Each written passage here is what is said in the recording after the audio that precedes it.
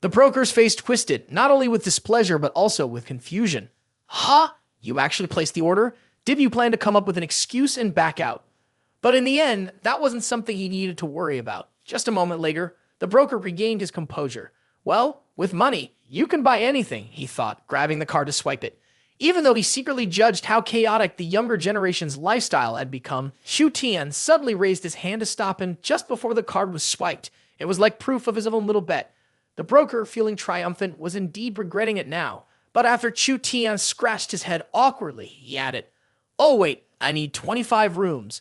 At that, the broker was left speechless, burying his pride in the dirt. His mind raced ahead, imagining what it would be like if the guy really had 25 girlfriends. He'd definitely be a true man's man. The scene shifted to a later time when Chu Tian was playfully asking Chu Tian, "Master, have you made your choice?" Chu Tian's face, however, looked less than pleased as he sighed. "I don't know which one to choose. Out of the 5 options available, only the cultural one is at level 3. The others, like education, food, science, technology, and sports, are all at level 1 or 2. So I have a bad feeling this time. There's no way I can lose money." After a moment of hesitation, he finally chose the food option. After all, food typically had the highest risk of loss. As soon as you finished choosing, Chu Tian leaned in close and whispered in your ear. She had prepared a little surprise for her master. Chu Tian, hearing this, was so excited that he immediately hugged her waist and said loudly, "Hurry up and give me back my personal vault, or at least give me my clairvoyance." Chu Tian, smiling awkwardly, replied, "Those things can't be used right now. The surprise is the multiple of the mission's original reward min is 4 million times 2, so 8 million. When Chu Tian saw the amount he had to spend, his face dropped, and he felt utterly defeated by this so-called surprise. Then, in frustration, he angrily threw the virtual check away, cursing, "This is clearly just making things harder for me. Damn, what can I do with 8 million and still not lose money? But even if I cry, I'll have to wipe away those tears." With a sigh, he wandered out of the space and headed to the snack street to look for some inspiration. The snack street was as lively as always. People were bustling about, and the sound of vendors calling out to attract customers with their food could be heard everywhere. There were all kinds of common street snacks like stinky tofu, cold noodles, and even skewered grilled goat meat. The smell of the grilled goat meat in particular made Chu Tian's mouth water. "It smells so good. My restaurant will never make anything that smells this amazing." But just as he thought that, he had to wipe his mouth and straighten his thoughts. No, he couldn't waste it. He didn't even have 800 yuan left. Despite that, Chu Tian still sat by the meat stall waiting for people to buy food. He even shamelessly asked a woman who was shopping for food if she could spare some. To his surprise, the woman turned out to be Zhou Weiwei. The request for food had genuinely scared her. After they both recognized each other, the awkward silence took over and neither of them said a word. What happened next was even more ridiculous. Chu Tian actually grabbed 3 skewers of grilled meat from Weiwei and ran off, shamelessly thanking her for treating him. The sudden snatching left Weiwei frozen for a few seconds, but as soon as she snapped back to reality, she was furious and rushed after Chu Tian. He even stopped to tease her. "I'm blood for the country, I deserve this, but still, you can't steal from me. I'm blood too." Weiwei, furious, tried to grab the skewers back, but couldn't. Suddenly, the skewers slipped off the stick and fell to the ground, rolling away, leaving nothing to fight over. Both of them just stood there, staring blankly at the meat rolling on the ground. Weiwei, feeling frustrated, rubbed her forehead and demanded that Chu Tian pay for the skewers of meat she had just eaten. Chu Tian, on the verge of tears, complained, "I'm begging for scraps and still being asked to pay 800 yuan. That wouldn't even cover my tuition." But then he suddenly had an idea. With a confident grin, he grabbed Weiwei's chin and said, "Fine, I'll pay." Then, turning to face everyone around them, he declared loudly, "For her, I'll buy out the whole food street." Weiwei froze for a moment and asked, "Wait, are you saying you're treating me?" Chu Tian shook his head vigorously and quickly corrected her. "Don't get ahead of yourself. The company's treating you, and I'm just taking this chance to show you the temporary contract I've already prepared." He then quickly invented a plan, claiming that since she was testing the food, the school food street would be free for her to eat from, and he would follow along. A while later, the two of them sat slumped on a bench in the park, groaning from being so full after eating too much. It wasn't until this point that Weiwei finally asked, "By the way, you just said you're opening a food stall here. What exactly are you selling?" Chu Tian, in his usual confident tone, explained his plan. It wasn't about opening a stall. He thought that was too much trouble. His real plan was to open a convenience store, which he considered a more straightforward business. As for the food ideas he had, they were just as outrageous, dishes like durian snail noodles with bubble tea-flavored milk tea. A few days later, in the bustling, crowded area of the night market, with people buying and selling everywhere, a young man was shouting at the top of his lungs, "Last 3 days are free. Wear my clothes and you'll be the most stylish person in the whole city." But of course, this advertising stunt wasn't working at all. In fact, the blind fortune teller at the stall next door made fun of him. He had been repeating this slogan for 5 days now. Do you think you can stop time or something? Nearby, a stall selling Peppa Pig tattoos proudly bragged, "The tattoos that customers buy most of the night market are ours. Strong men love them." Suddenly, all three of them stopped arguing when they spotted a regular customer. They rushed over to greet him, offering all sorts of things. "Buy a shirt and become a street legend," they said.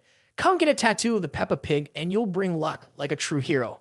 But the customer quickly covered his nose and ran away because of a terrible foul smell coming from somewhere. The three of them, furious that their sales were interrupted like this, shot angry glares trying to figure out where the disruption was coming from. They shouted loudly, "We're going to deal with whatever is bringing that awful, unlucky smell." But as they turned around, they were stunned by the sight of an enormous bus, the kind with the most advanced design. From the bus, Chu Tian proudly held the steering wheel and announced, "Introducing the Japan Ice brand, the night market's new convenience store is officially open." And then came the sound of the automatic doors swishing open on the bus. Both sides of the window can fold up, which looks super cool. There's even a panel below that can be opened to fully show off everything inside the car. And the incredible things that such an expensive car is carrying: Chu Tian, a cow, and a smell so strong it hits everyone in the face. Chu Tian grinned from ear to ear and mumbled to himself, "No publicity, no taking over random stores, just spending tons of money on a prime spot. The products for sale? Durian imported directly from Malaysia, priced at over 1,000 yuan per batch. It combined a delicate flavor with fresh herbs from the mountains and was even more valuable than people. Plus, it had tapioca pearls made from clean noodles, prepared from fermented scraps after 7,749 days. The milk used was from special New Zealand cows, and the rose tea leaves were from a rare mountain, costing over tens of thousands per kilogram." Just thinking about all this made Chu Tian's mouth water, imagining how to craft all these ingredients in a way that would appeal to everyone. He sold it for 10 yuan, proudly considering himself a genius at making a business fail. And indeed, your plan was initially a huge success. The buyers and even the sellers within a few hundred meters were completely driven away by that foul-smelling, colorless weapon. The people doing business in the area were furious, holding their noses and cursing Chu Tian without mercy. Chu Tian was strongly resisting and trying to pressure you to leave, but everything had already gone according to your plan. Chu Tian declared loudly and provocatively, "I, Chu Tian, will not leave today. I have ways of dealing with you all." His face turned absolutely terrifying. Seeing his intimidating attitude and hearing his fearless tone, all the other sellers suddenly grew worried. If they were dealing with a mafia, things could get really bad. But just a second later, Chu Tian's expression softened and he happily said, "Every shop can come to me and receive 1,000 yuan per day as compensation." After hearing this, everyone fell silent, unable to muster the courage to kick him out. In fact, their attitudes quickly became extremely positive, fully supporting him, and the whole place erupted in joy. Everyone was happily lining up at your shop to collect their compensation. As they counted their money, they chatted excitedly about getting home early to spend time with their families or watching a movie with their daughters. The three people from earlier were also among those who received generous payouts, and they were already thinking about using their money to go gamble. At that moment, the once bustling neighborhood suddenly grew quiet. The customers had left, and the shops didn't even bother to open. Chu Tian was left alone with no competition, enjoying the solitude. But there was a twist that Chu Tian hadn't anticipated. A tour guide was enthusiastically telling the tourists, "This is the hottest night street in our city. Feel free to explore and sample whatever you'd like." However, when they arrived, the guide was taken aback. There was nothing left to see, and it was still early in the evening. One of the tourists, still excited, quickly pointed out Chu Tian's shop. Meanwhile, Chu Tian was too absorbed in playing a game on his phone to notice that his perfect plan was in danger of falling apart.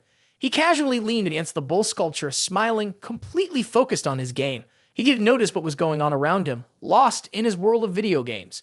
Suddenly, a red flag appeared right in front of him, startling him. The guide, looking confused, asked Chu Tian, "Excuse me, is your shop the only one open on this street?" Behind her, all the tourists were constantly covering their noses and complaining about the smell, which they described as something like feces.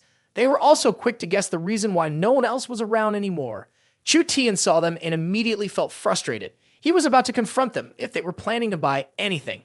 But after taking a closer look at their hostile attitude and the disgusted way they were glaring at his booth, he realized they probably weren't interested in buying. He let out a sigh of relief and tried to calm himself down.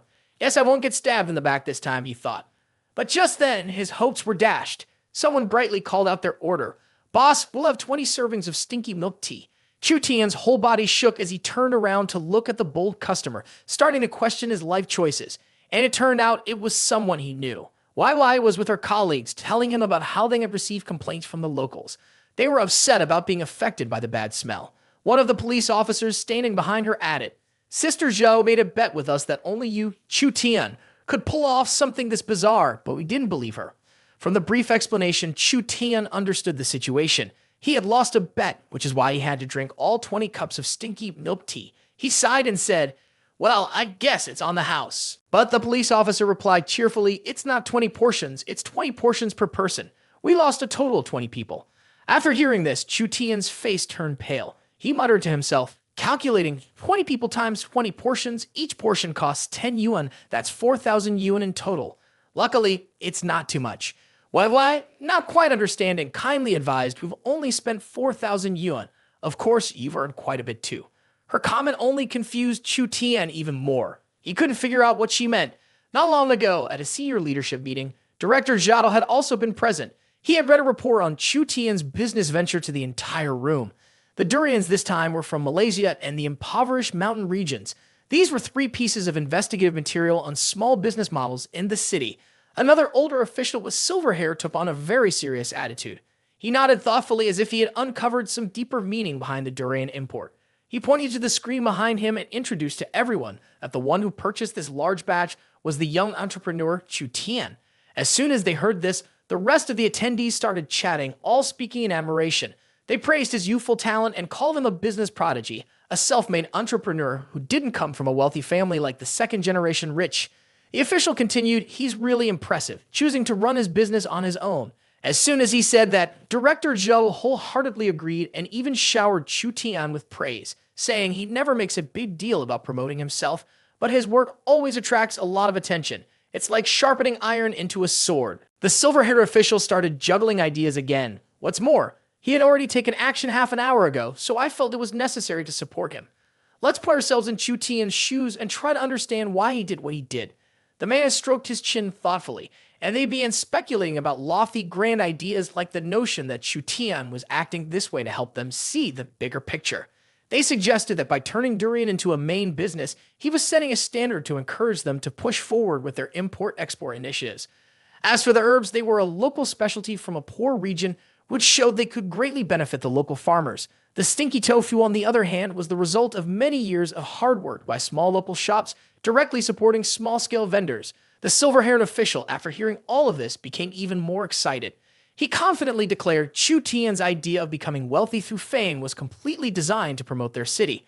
This passionate, fired-up atmosphere convinced the entire senior council to approve the plan for Chu Tian. The news was immediately passed on to Chu Tian by YY. With a pale face, Chu Tian had no idea what was going on. YY watched his reaction and stifled a giggle, covering her mouth as she explained in detail. It's from the higher-ups. They know you want to use the city's fame to build a project that will make the city's future more vibrant. In fact, they promoted 3 main images: a city focused on agricultural import-export, a model for rural poverty alleviation, and a city with vibrant smaller communities. So, the leaders want you to be more open about it, using the city's name to attract the attention of the younger generation and expand the city's soft power, she added. YY handed Chu Tian a file detailing the city's strategy.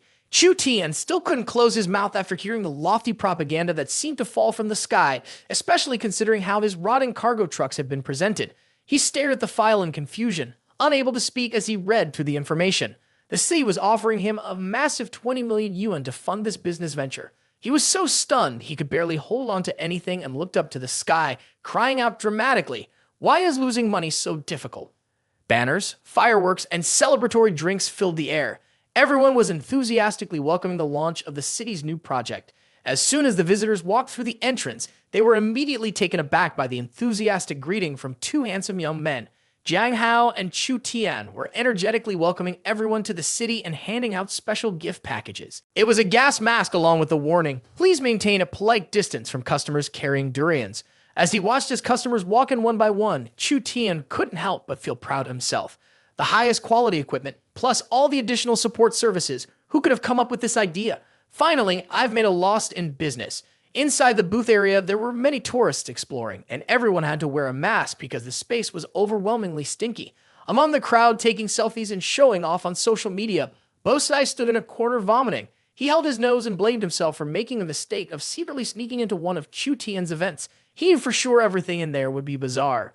On the other side, some customers stood around looking disappointed. They complained to each other that they couldn't find any durians in the city, and even took off their gas masks to shout, "This is nonsense." Suddenly, another young man walked over, slapped the shoulders of two people, and laughed. "Hey guys, it's not that there are no durians here, it's that there are way too many." Then all three of them turned around, their eyes wide and mouths hanging open in shock.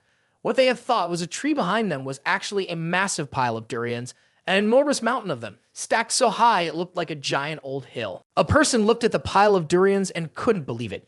Each durian cost several dozen yuan, so this must be really expensive. The person who had been criticizing the organizers for tricking everyone was now scratching their head confused. But why can't we smell anything?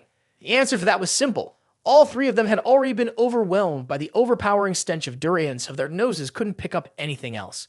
Meanwhile, the leaders watching the scene were very pleased. They could hear the elderly official praising the event, saying it had a great atmosphere. The other bald official heard this and got an idea. How about we let Chu Tian organize the student sports event in 2 months? Bo Si, who had gotten smarter, quickly found a mask to wear and was eavesdropping on the conversation. So that's it. Chu Tian planned this from the start. His face turned icy as he made a firm decision. He had to stop Chu Tian's plan and cancel the outdoor event. A new idea popped into Bo Si's head, and he couldn't help but feel excited. He quickly sneaked away to a corner and made a phone call. "Hello, is this the weather station? I need you to send someone to make it rain and make it fast. I'll pay whatever it takes. Keep it going all day if you'd have to." Bo Si was confident that with this plan, he could ruin Chu Tian's event because no one would want to attend an event in the pouring rain. After giving the order, he hung up the phone with a satisfaction he couldn't hide. A move like that was so clever, no one would have thought of it. On the other end of the line, the man at the Weather Bureau sighed after hanging up, another phone call ordering a whole rainstorm. At least it's not like last time when Chu Tian was bragging about buying snow. He sat there, absent-mindedly picking his nose, and thought to himself, are young people today all being forced to spend money like this? Back to the scene with the three young men hunting for durian, they were thoroughly enjoying the mountain of durians they had found. One of the guys had eaten so much that his stomach was full to the brim, and he lay back, growing about being too full. The other guy kept eating, thinking, after all, free food should never go to waste. As soon as he heard that, the guy who was stuffed sat up, suddenly energized, and said, "You're right. The more we eat, the bigger the loss for the owner." Chu Tian, standing off to the side, watched all of this with amusement. Now, that's what you call a good customer, helping me rack up more losses. Then he shouted into the radio to the transport team, "Hurry up, send 3 more trucks of durians. Don't let the kids go hungry." Just as he finished speaking, he felt a raindrop fall directly on his forehead. Then a few more drops of water started falling. He immediately felt uneasy. This is bad, it's raining. After that, his face tightened with worry. He was really anxious because the most expensive part of the activity, which involved spending a lot of money, hadn't even started yet. Chu Tian, looking extremely frustrated, sighed and said, "If it rains, we'll definitely lose, but if it doesn't, the losses will be even worse." Bo Si was hiding in a corner where he could see everything through the screen. He was feeling very pleased with himself and couldn't help but let out a relaxed laugh. "Chu Tian, so you could be like this too." Suddenly, Chu Tian pulled out his phone and called someone. As soon as Bo Si saw this, he frowned in concern but didn't act right away. He decided to wait and see if Chu Tian could get any help. On the other end of the line, Chu Tian ordered loudly, "Bring me some cloud-seeding bullets. Money isn't an issue." The person on the other end was none other than the old man from the Meteorological Bureau. His face was twisted in confusion, unsure how to respond. After a long pause, the old man hesitantly replied, "But I just fired some bullets and it started raining." Hearing that, Chu Tian was taken aback. He had no idea who would do something like that. He began to suspect there might be someone beside him helping him to lose even more money. Thinking this way, Chu Tian felt a sense of satisfaction, praised the efforts a little, but still felt that the help given was not exactly on point. Seeing that Chu Tian had not responded for a while, someone from the meteorological department asked anxiously, "So, are we launching the cloud seeding or not?" But our genius, Chu Tian, had an even better and bolder idea. Bo Si, sitting at a table with a small umbrella, was observing the sky. When he saw the dark clouds still swirling, he felt very satisfied, thinking the next step would surely involve thunder or lightning. But suddenly, a pure white snowflake landed on his mask, startling him completely. At that moment, on the viewing platform at the city's event, Chu Tian pointed at the sky and shouted loudly, "Ladies and gentlemen, do you see what this is?" All the visitors gasped in awe at the strange weather phenomenon. Snow in June was unheard of. Chu Tian, with a sly smile, asked, "Do you know what this means?" Inside, he was thrilled and proud of his snowstorm plan, feeling that every penny spent was worth it. And then, an impromptu performance completely unrelated to anything else was born. Chu Tian cried like a storm was coming, kneeling down and asking, "Oh heavens, it's so unfair to these spoiled foods." He cried as if his heart were breaking, claiming that the food was delicious, but it was rejected because it was spoiled. Then, he suddenly brightened up and used this as an excuse to introduce a special performance to promote his precious spoiled food. Chu Tian began striking poses like a hero saving the world, shouting commands, "Suk Su, Chu Tian, transform." Suddenly, a massive pair of feet wearing Chu Tian's signature slippers appeared on stage, shocking everyone. The giant image of Chu Tian, towering several meters higher than the archway, stood out dramatically, looming over everyone. On one shoulder of this giant figure was a shield made from durian shells, while the armor was pieced together with rotten materials. In the other hand, it held a bunch of herbs, using them like a whip. The image was so detailed that even the hair on the toes looked exactly like the original. Chu Tian was incredibly proud of his creation and asked everyone, "Isn't it beautiful?" Everyone rolled their eyes, unable to believe what they were seeing or hearing. The only harmful thing at this city festival seemed to be the assault on their senses, not just through smell, but also through sight and sound. Yet, some of the officials seemed pleased, even complimenting how the unexpected spectacle had stirred up such emotions. Bo Si, standing below and witnessing it all, was speechless, stunned by how quickly and absurdly Chu Tian had reacted. He adjusted his glasses and analyzed the image of the Chu Tian on the stage, grinding his teeth. He realized that it wasn't anything more than a collection of 3D images pieced together. And Chu Tian himself acknowledged that this surprise came from the invisible projector formation, which had 3 key features. First, it was beautiful. Second, it was expensive. And third, it was extremely expensive. That's right, he had used the system to invest money in this losing venture. Bosai recognized right away that it was the invisible projector. He was incredibly smug and began using his skills. His hands swiftly moved across the virtual screen to control something. Just moments later, one of the projectors hovering in the air suddenly displayed strange behavior. It flew directly toward Bo Si, who was brimming with pride. Grabbing one of the projectors, his face twisted with malice as he said, Chu Tian, you probably don't know. I was the one who created the boss for invisible projector.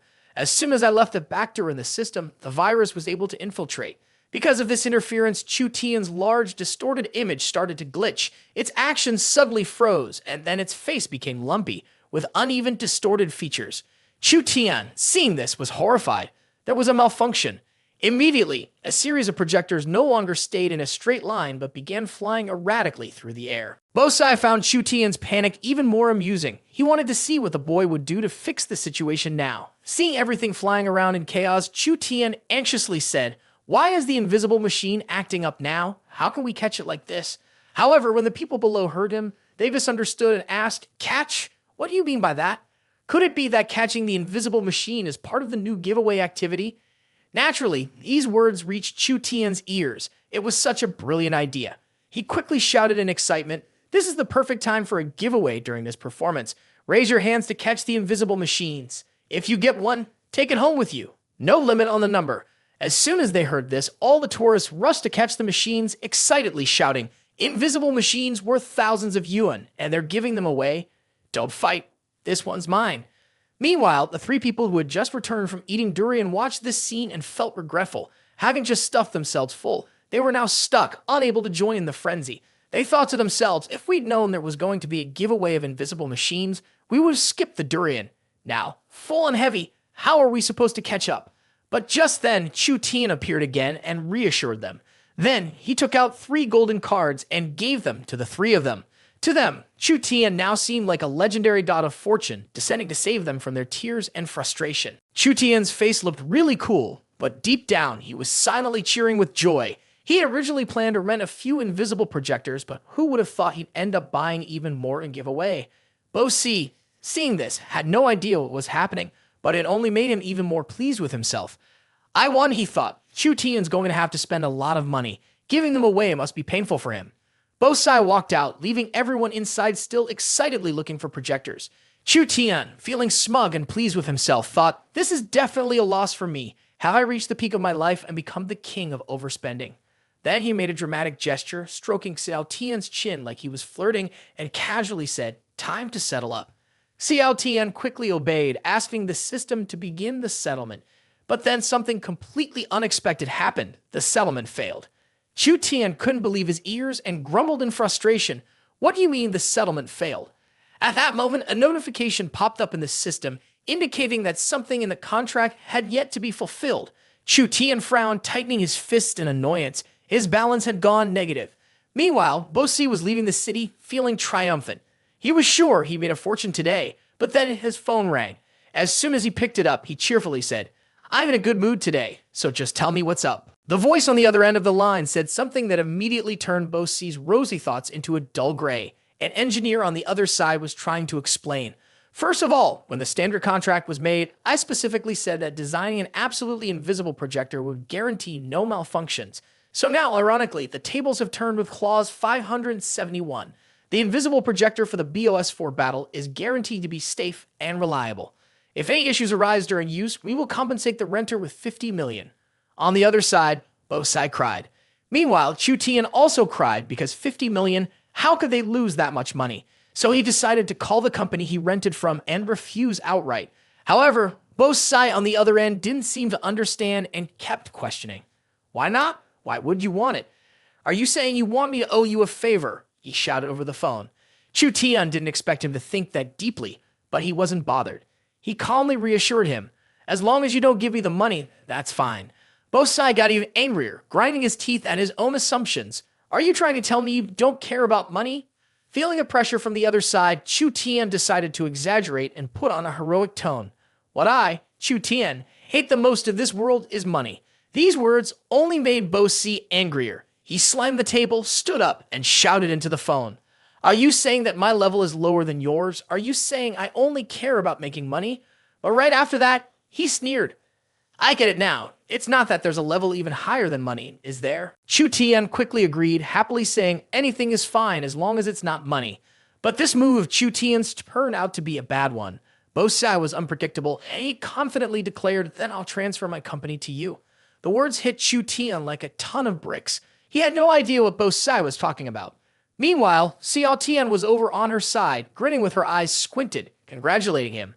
Seeing her act like that, Chu Tian immediately became suspicious, like a hedgehog bristling with defense. Why are you congratulating me? Did someone give me money? Xiao Tian then informed him that he had just received the position of chairman of the board for the BOS-4 company, so his status in the tech field had just been upgraded. Chu Tian was frustrated, thinking that it was so hard for others to make 500, yet for him, getting 500 seemed like a piece of cake. Then, Chu Tian suddenly remembered something and hurriedly asked Xiao Tian, so you're not taking the company's profits into account for me, right? Xiao Tian gently replied, no, it's based on the money you invested in the company first, and then any profits or earnings after that will be considered.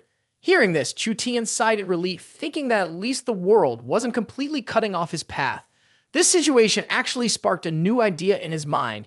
He began to plan that if he let the city run independently and handed it over to someone else to manage, then the BOS-4 company would have to compensate the city's new company with 5,000 yuan. So, you're officially going to lose 50 million, which directly boosts your personal wealth by 5 billion. It's a pretty sweet deal, and the person you decided to entrust with this money-losing business venture is Teacher Chen.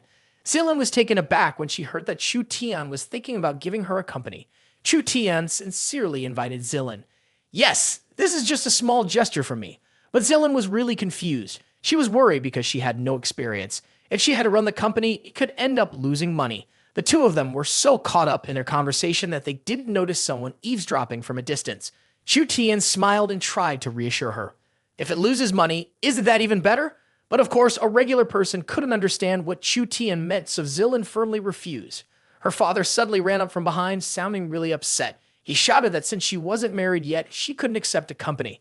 But his comment, lacking any context, put everyone in an awkward position. Chu Tian scratched his head, puzzled, and asked him, what do you mean by getting married? Zilin knew her dad wasn't great with words, so she pulled Chu Tian aside and whispered to him. But the sight of the two of them talking so closely made her dad stiffen with tension. After a bit of explanation, Chu Tian finally understood what had happened. What Zilin meant was that her dad thought he was her boyfriend, and since they weren't married yet, he felt it wasn't appropriate to give her valuable gifts. Once he understood that Chu Tian didn't give Zilin a heads up, without any warning, Chu Tian boldly took Zilin's hand and made a big statement. Dad, it's Zilin and I are engaged. Chu Tian pulled Zilin into his arms and confidently declared, "That's right, I'm not just her boyfriend, I'm her fiancé." Hearing this, Zilin was caught off guard. She looked up at him, then, feeling embarrassed, covered her face with her hand and shyly asked, "Chu Tian, what are you saying?" He kept his serious expression, but had a tear welling up at the corner of his eye. In his mind, he thought, to get that money, I'll sacrifice myself for the greater good. Her dad, clearly upset, fired off more questions. Engaged? Have you proposed? Do you have a ring? Do you have a house and car? Seeing her dad's intense reaction, Zilin stepped in to try to ease the tension. Dad, actually, we haven't. She didn't even get to finish when Chu Tian loudly and firmly interrupted. Yes, we haven't, but we really do love each other. Zilin's dad frowned, displeased, and quickly retorted, "But I don't approve. You need to show me your assets right now." "Don't worry, my family owns 20 mansions," Chu Tian said without hesitation. Her dad still didn't look satisfied, his face scrunched up, looking irritated. Chu Tian then added, "And I also have a car worth 20 million. Her dad clutched his chest, his whole body tensing. Is this what young people are like now, just blatantly bragging? He kept making more promises, saying he finished the ring immediately. Tempted by the massive fortune in front of him, his head was spinning, and he sighed as he said to Chu Tian, "I know you're a young man just starting out, but you can give my daughter a good life." Mr. Zilin cried, holding his daughter close, his emotions overwhelming him. "But she's my only daughter, and to me, she's the most beautiful thing in the world. You've taken her away from me. What am I supposed to do now?" He held his head in his hands, feeling lost, and said, "I'm so lonely." Feeling like he was close to convincing Mr. Zilin, Chu Tian continued to sweet-talk him. "How about I hire a secretary for you to take care of your meals and sleep?" Without hesitation, Mr. Zilin shook hands with Chu Tian, agreeing to the offer. She stood outside, helpless, watching the exchange between the two of them. Once everything was settled, Chu Tian turned to leave, but Mr. Zilin called him back. "Wait a minute, there's one more important thing." Chu Tian's eyes lit up, trying to seem friendly. "Go ahead, what is it?" Mr. Zilin stepped forward, a happy expression on his face, and quietly asked, "Is the secretary pretty?" He pointed behind him and continued, "At least prettier than this girl." Chu Tian scratched his head, helpless, and laughed, assuring him the secretary would definitely be more beautiful. Inside, he was confused, especially since just a moment ago, Mr. Zilin had claimed his daughter was the most beautiful in the world. Finally, Mr. Zilin felt reassured and pushed his daughter away. "You go with him. Don't bother me with your life anymore." After a brief moment of chaos, everything was settled, and the door to his house slammed shut. Zilin and Chu Tian were pushed outside, a bit dazed and speechless. Suddenly, a voice came from inside. "Stealing from the landlord, huh? Well, I'll make it even harder. If you can block me with those 17 cards, I'll swallow this foam." Standing outside, he couldn't help but smile helplessly. Zilin, feeling a bit awkward, turned to Chu Tian for advice. "What should we do now? Are we really living together?" He turned to her with a smile and said, "Why not?" Zilin stared at him in confusion and exclaimed. Chu Tian, taking the initiative, grabbed her hand and pulled her along, saying, "Let's go. Let's buy the rings." His gaze at Zilin was filled with deep meaning as he said, "I'm proposing to you, and I'm serious about it." Hearing that, Zilin felt a wave of emotion, unable to hold back from calling out his name. She thought to herself, "Am I reading this wrong? Why do I suddenly feel like he has a real manly vibe?" Chu Tian grinned mischievously with some other plans in mind. Seizing the opportunity to buy the rings, he also planned to take a little extra from the system. A little while later, the scene shifted.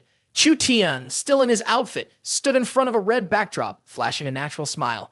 Zilin stood beside him, her head slightly tilted, smiling gently. The two of them stood close together, looking like a real couple. In no time, the marriage registration form, complete with their joint photo and details of Chu Tian and Zilin, was finally completed. But she still seemed uncertain and asked, "Do we really have to go this far?" He grabbed Zilin's hand earnestly and said, "Even though this step wasn't part of the plan, my feelings for you are real." Chu Tian even knelt down as if carrying a heavy heart and spoke up, "Please agree to this." She watched the heartfelt confession, her resolve wavering as she hesitated and said, "All right, I trust you." Zilin moved closer to him and firmly reminded him, "But don't lie to me. This is just a fake marriage. Once we're married, we'll get divorced right away." Chu Tian puffed up his cheeks and scratched his head, agreeing. "Fine. I'll have to marry again anyway later." He grabbed her shoulder and smiled, saying, "This time, I'll transfer the joint company we own to you. After the divorce, I'll pay you compensation and we'll sell everything right away."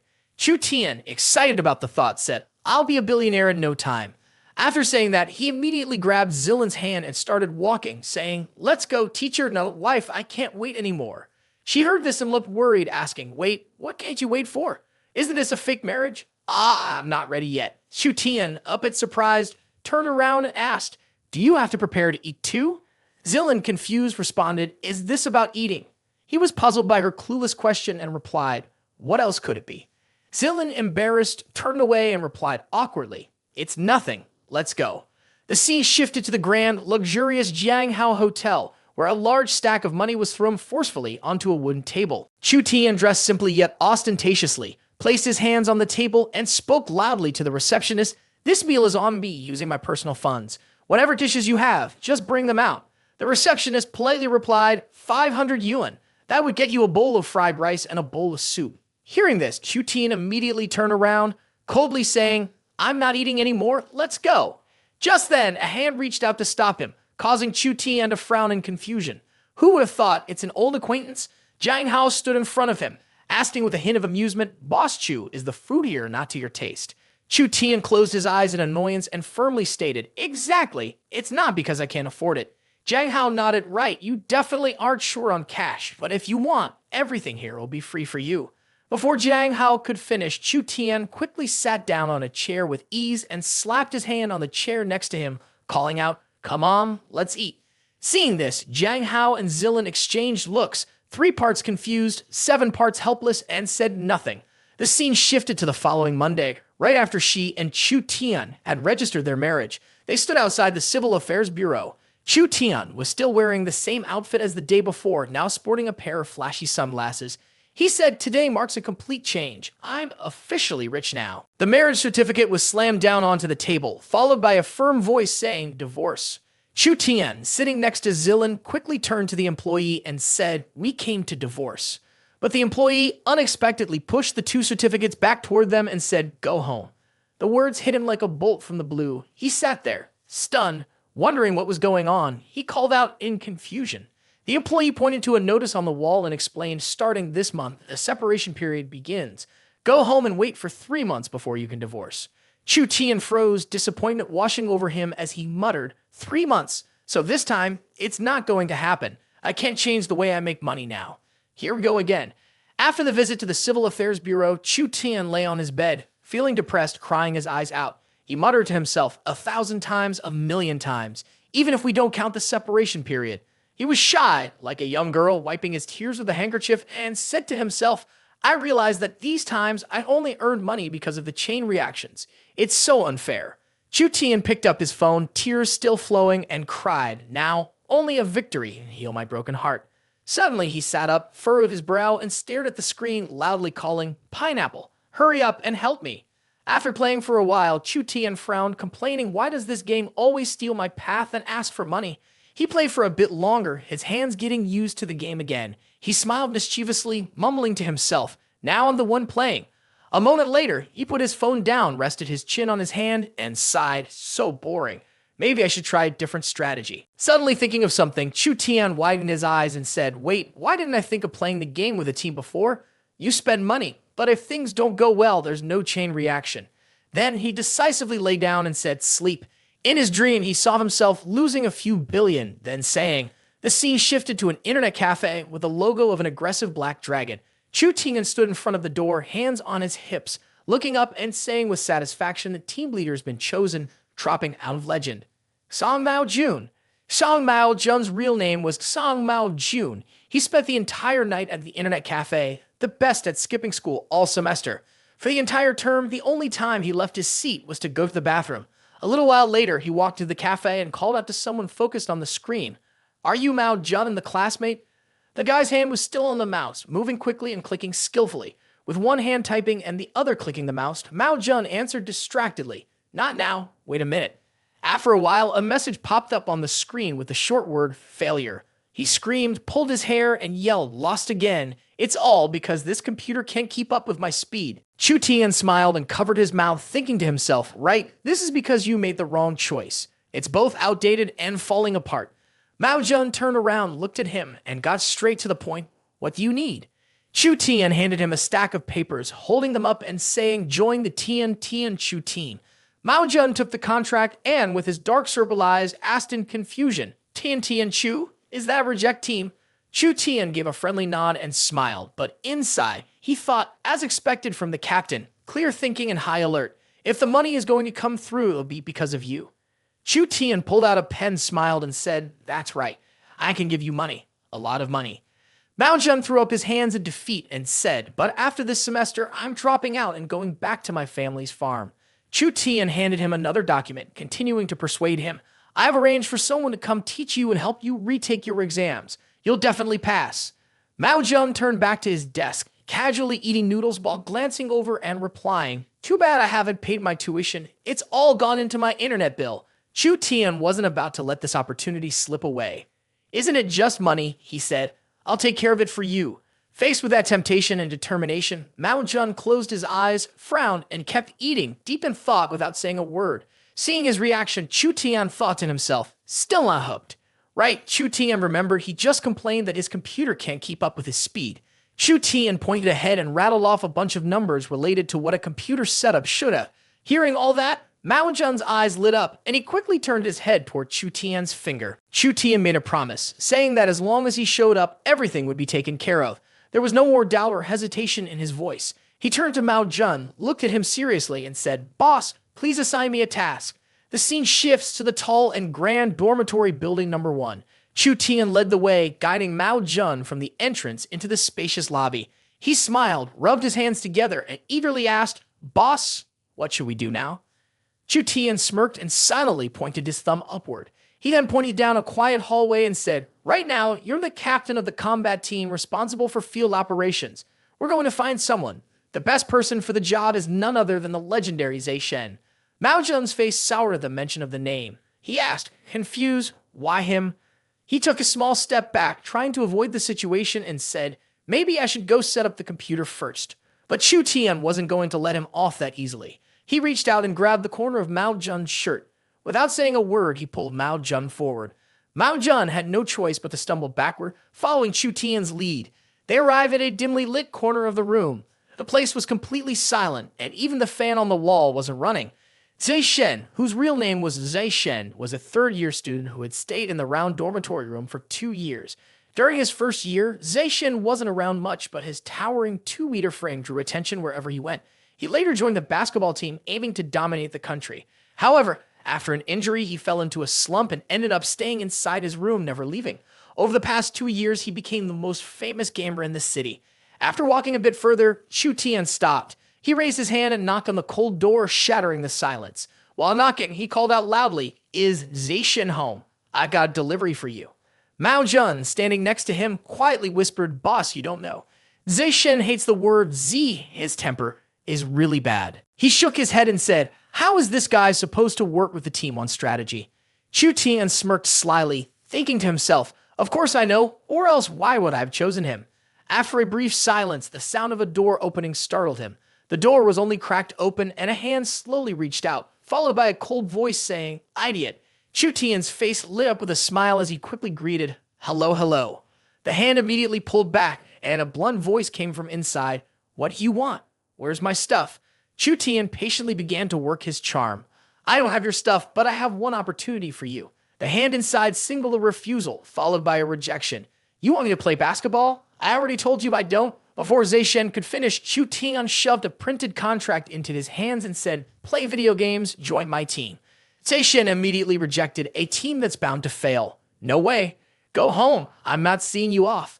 Chu Tian pulled out a thick stack of cash, held it out, and said, idiot, all I have is money. I'm waiting for you to join. Watching the scene unfold, Mao Zedong could only stay silent, unable to say a word. Zai Shen's hand gently grabbed the contract, pulling it back inside, slowly closing the door. His cold voice echoed, not interested, goodbye. Chu Tian just chuckled lightly, adding with a tempting tone, too bad, you'll miss the chance to bring some girls and earn points. As the words barely brushed past, Zai Shen peeked out one eye and asked, what did you say? Can you repeat that? He held up his phone screen, pointing at it with one hand, offering an enticing benefit to lure him in. You've managed to stay on top of the city leaderboard because you earn points every day. If you join the team, I'll use money to bring in some beautiful girls to cheer you on. We'll switch them out twice a day. No, 3 times a day. Plus, there'll be gentle, graceful ladies to serve food and clean up for you.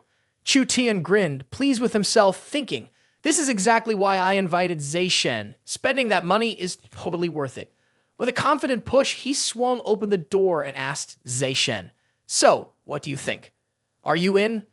The door opened, and Chu Tian was suddenly stunned, his eyes widening in surprise as something hit him. He couldn't understand why the room felt so empty, making him doubt that Zai Shen had agreed. While he was still in a daze, a tall figure stepped up behind him, resting a hand on his shoulder, his deep voice speaking softly. Why are you standing there like that? Switching scenes to the street outside, Chu Tian and Mao Jun stood frozen on the sidewalk. Mao Jun turned to ask Chu Tian, boss, are we waiting for the third person in the team? Chu Tian crossed his arms and responded cryptically, you'll find out soon enough. A little while later, someone arrived, riding a bike straight toward them. The man on the bike waved as he approached, a handsome guy. We meet again. Mao Jun politely extended his hand and grabbed the other person's hand, puzzled. Could it be that you're the third member of the Ultra Elite Hidden Team? The man looked at him in confusion. Ultra Elite? I'm just middle class. Both of them were baffled and turned to look at Chu Tian, hoping for an explanation. Chu Tian raised an eyebrow, smirked, and pointed behind him as he explained, we're here today to choose a training facility for the team. Mao Jun followed the direction of Chu Tian's hand, hesitated for a moment, then said, but I heard this place is the most expensive area in the city. Chu Tian smiled casually and replied, of course, if it's not expensive, then what's the point? The scene switched to someone unlocking a door. The person stood beside the wide-open door, friendly, offering an invitation, clearly pleased with themselves. Inside, the space appeared bright, neat, and clean, and there was even a staircase leading upstairs. After taking a quick look around, Chu Tian crossed his arms and said calmly, it seems pretty well done. The broker rubbed his hands together, slightly bowing in flattery. Your eye for quality is spot on. This place is absolutely perfect for a 2-person space. Chu Tian waved his hand and made a somewhat difficult request. I needed to accommodate 10 people. The broker was stunned by the request. Wouldn't that be too much?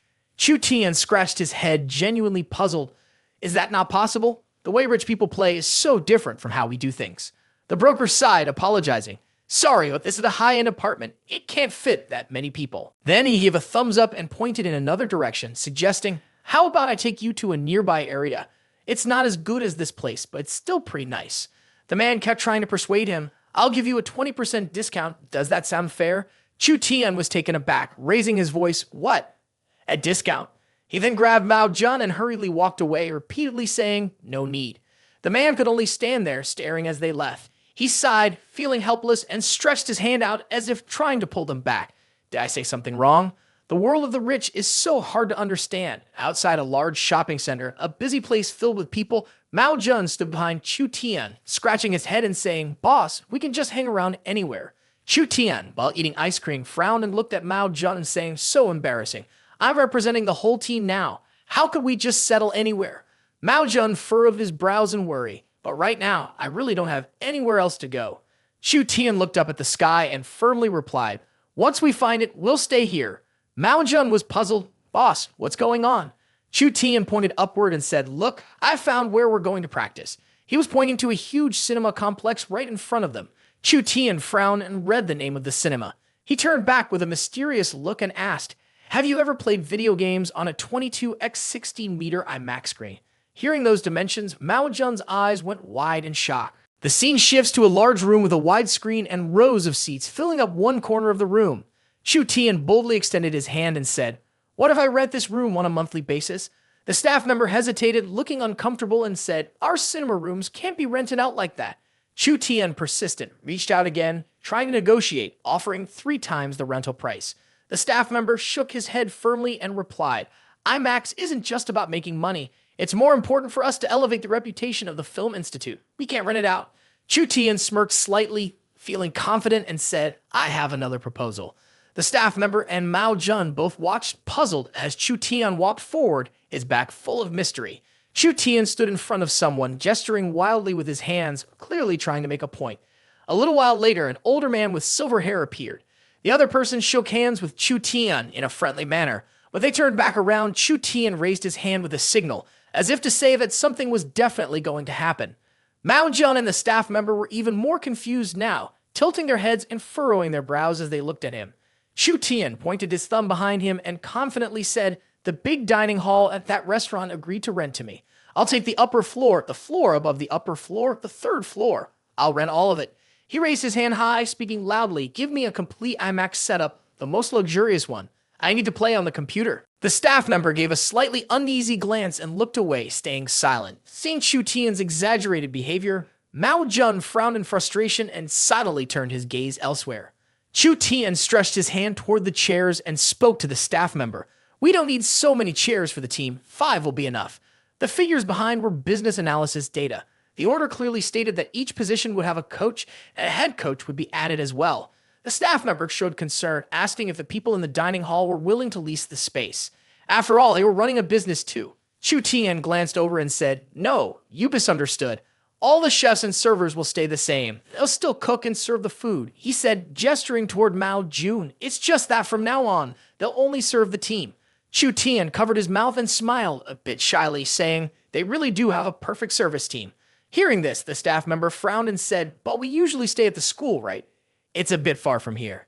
Chu Tian thought for a moment and mumbled, "We can just keep the route in the staff's memory, then buy another dedicated bus to shuttle the staff." As he spoke, Chu Tian imagined 2 large buses in his mind. With a greedy look on his face, he said, "The tech and IMAX cost, that's on you guys." Chu Tian placed his hand on the staff member's shoulder, smiling confidently, and said, "The tech and IMAX cost, that's on you guys." The uncle radiated with charisma, thinking about his future filled with romance. It was bound to be good and expensive. The staff member was amazed at Chu Tian's generosity. "You're so handsome. Does your team still need any support staff?" Upon hearing that, Chu Tian's ears twitched, and he let out a small exclamation. He grabbed the staff member's shoulders and said, "It's decided. You're the coach now. Your salary is up to you, so go ahead and set it. Be bold." Mao Jun looked at him with a doubtful expression. "Are you laundering money, boss?" The scene shifted to Chu Tian's room, where he was feeling restless and unable to sleep, muttering to himself, "Spending money is so tiring, really tiring. Someone come and spend for me." Suddenly, the door to his room was thrown open with a loud bang from the outside. Bilio barged in, calling out his name loudly as she entered. Chu Tian, startled, quickly pulled the blanket up to his chest, sitting up in a panic, awkwardly calling her name. Bilio called out, "I heard you're assembling a team. Do you still need people?" She brought 2 of her friends along and made a suggestion. "The 3 of us can join." The scene switched to Bilio's computer desk. She was rapidly typing away, constantly muttering along with the game. Her hands moved swiftly, her fingers pressing the keys without pause, while her mouth kept moving nonstop. A little while later, the screen displayed the words, "You have died," along with a countdown timer. She froze, puffed out her cheeks, her eyes filled with tears, and with a heavy heart, she stared at the screen. Right after that, a flood of comments from viewers appeared, all offering words of comfort. The scene shifted to Chu Tian, who was grinning smugly and said, "Based on her skills, if she doesn't make it to a professional team, she won't be able to say anything." Now he was sitting in front of 3 girls gathered around his bed, asking, "What about you guys? How do you play video games?" One girl chuckled and said, "We're a little better than her."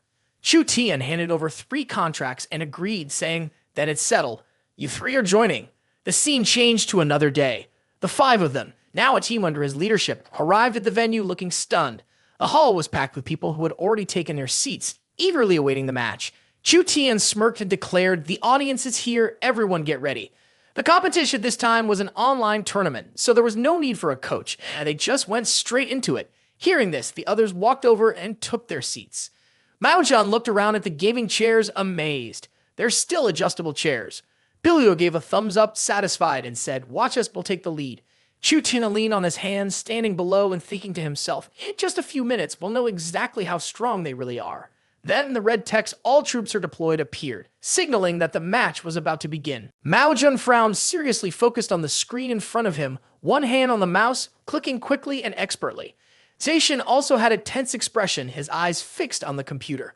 One hand rested on the keyboard, moving smoothly from key to key with practiced precision. Meanwhile, the 3 girls were equally concentrated, their eyes glued to the screen as their hands moved swiftly.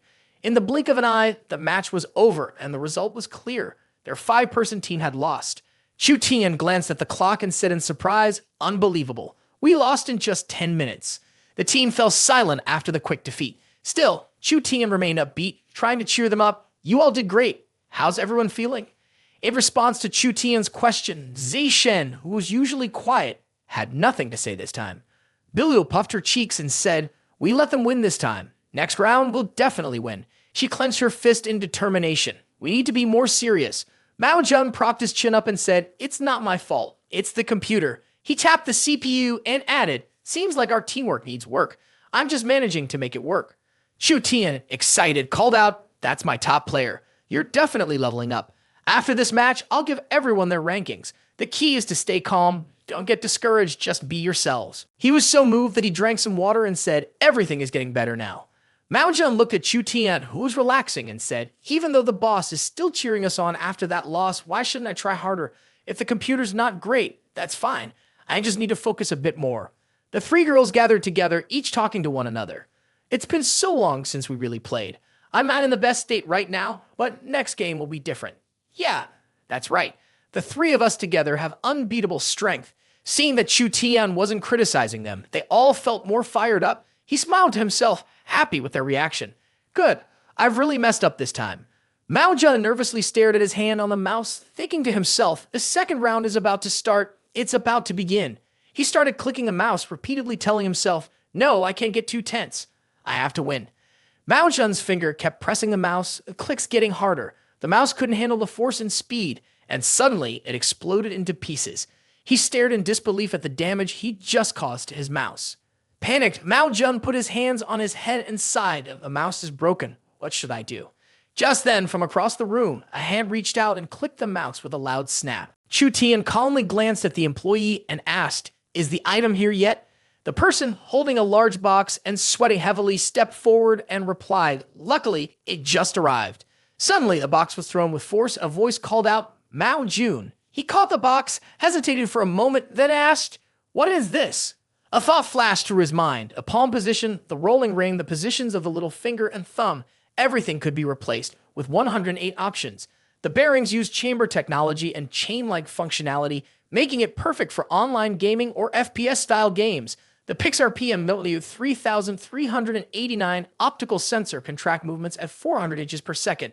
Taking it to the next level with the ADC hero on the lane isn't just a dream. The user's skills are more precise, and no one can match them. The mouse base, made of ceramic or Teflon, provides a perfect reduction in force.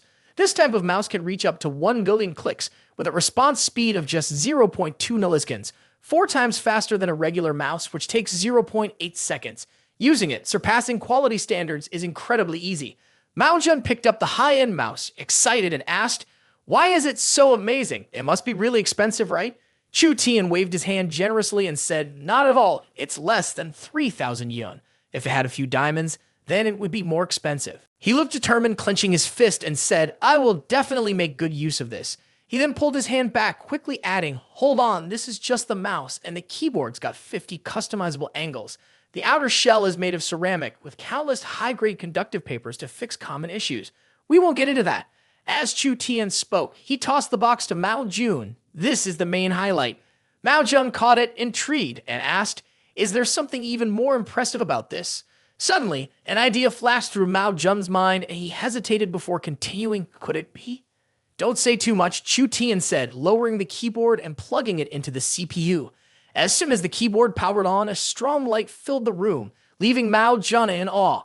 But then, the keyboard appeared with blank keys. He was a bit taken aback. The keyboard doesn't have any letters. Out of nowhere, designs started to appear on the keys. Chu Tian smiled and explained, that's right. Each side of the keyboard has an OLED screen. It's not too expensive, just about 200,000 yuan. Each skill must be displayed on it, and after maintenance, it'll light up. Mao Jun could only choke back tears as he stared at the keyboard, saying, oh my god, I won't waste it anymore, I promise. Then, Chu Tian tossed each person a large box, saying, everyone gets one. Zaishen raised a hand and caught the box with his keyboard. Billiu also looked up and grabbed hers. The two girls in the team took theirs one by one. Mao Jun, full of energy, turned to the others and said, the match is starting, let's go. A while later, the screen quickly displayed the words, Muset, meaning someone had managed to take down 5 enemies in one go. In our team, things were taking a noticeable turn. Chu Tian, confused, couldn't help but ask, what's going on here? He shouted in excitement. They gave me Muset just 5 minutes in.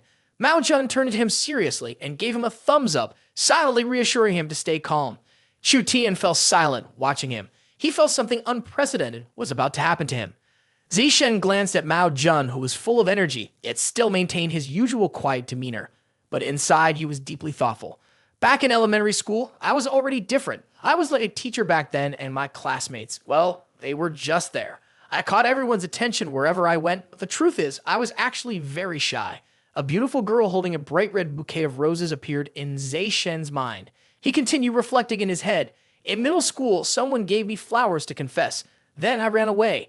In high school, I rose even faster. But all I wanted was to have a normal conversation with girls. That's why I joined the most attention-grabbing sport for girls. But to my surprise, all I attracted were boys. Finally, I made it to college, where there were plenty of girls. I easily joined the basketball team, and every game felt like a chance to shine. One day, during a match, a girl in the stands shouted loudly, "Zishen, you can do it!" That moment made him freeze in place. Zishen continued his inner monologue. I slipped because I was so nervous, and the only way I knew to get girls' attention disappeared. But then I discovered Princess Calbilio. It was at my lowest point, and she was the one who helped me. Her beauty, her gentleness, her elegance, they captivated me. It's also because Calbilio introduced me to this game. I can't let Calbilio be embarrassed. Boss Chu must know that she and I have a close relationship, which is why he invited her. Out of respect and trust, I can't let him down.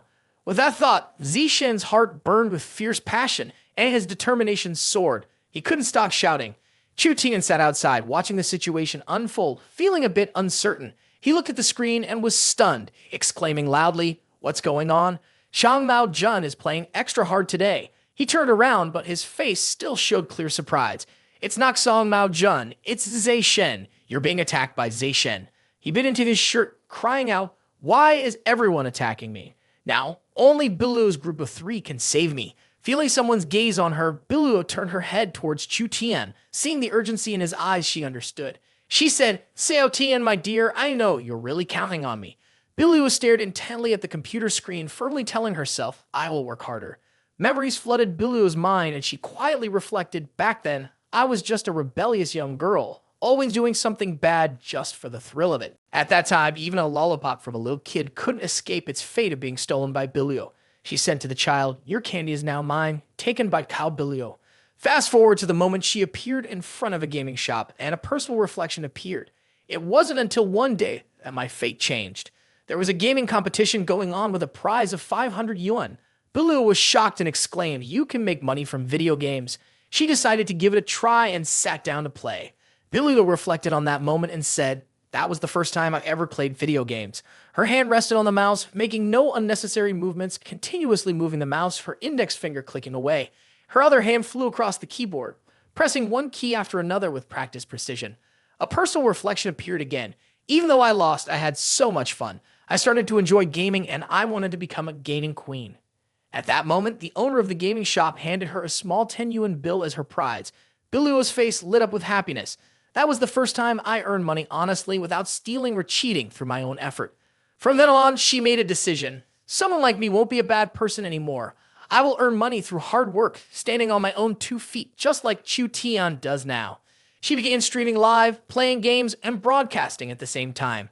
I'm really good. I always get MVP. However, when I went live, the number of viewers was low, and the comments were harsh. It was really frustrating. If you don't want me to try hard, then fine. I'll just play around, I thought. Suddenly, the viewership skyrocketed, increasing by thousands of times. Biluo was confused and frowned, wondering if I'm not playing well. Why are so many people watching? The views kept growing, reaching a staggering 60,000 times the initial number. The screen was filled with comments, most of them complimenting her, calling her cute and charming. Biluo, feeling a little disoriented, widened her eyes and read every comment carefully.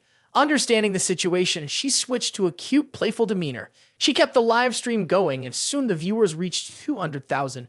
Biluo maintained her adorable persona, from her gestures to her words.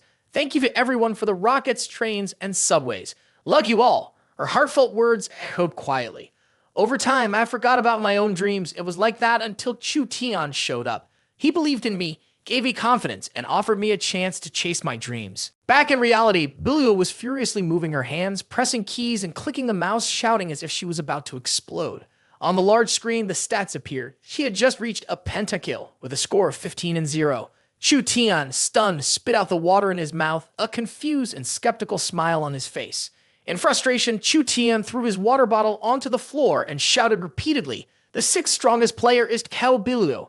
Cao Bilio, with her big eyes and thick eyebrows, is also a traitor." Then he calmed down, grabbed his phone, and dialed. "Hello, is this the organizing team? I'm reporting that the enemy team is using water to sabotage the match." Chu Tian quickly switched to an angry, desperate tone, pleading, "Don't hang up, I'm serious." Bilio, watching him frantically make the call, couldn't help but laugh inside. Chu Tian was probably calling someone to complain about her gaming skills. With her part taken care of, she turned to give a thumbs up to her two teammates and said, "Keep it up. We've got this, the strongest sisters in history." Chu Tian slapped his chest, tears of pain in his eyes, and said, "I'm such a fool. I thought Cao Bilio was just a new when we were live streaming. I had no idea she was this good when it wasn't on stream."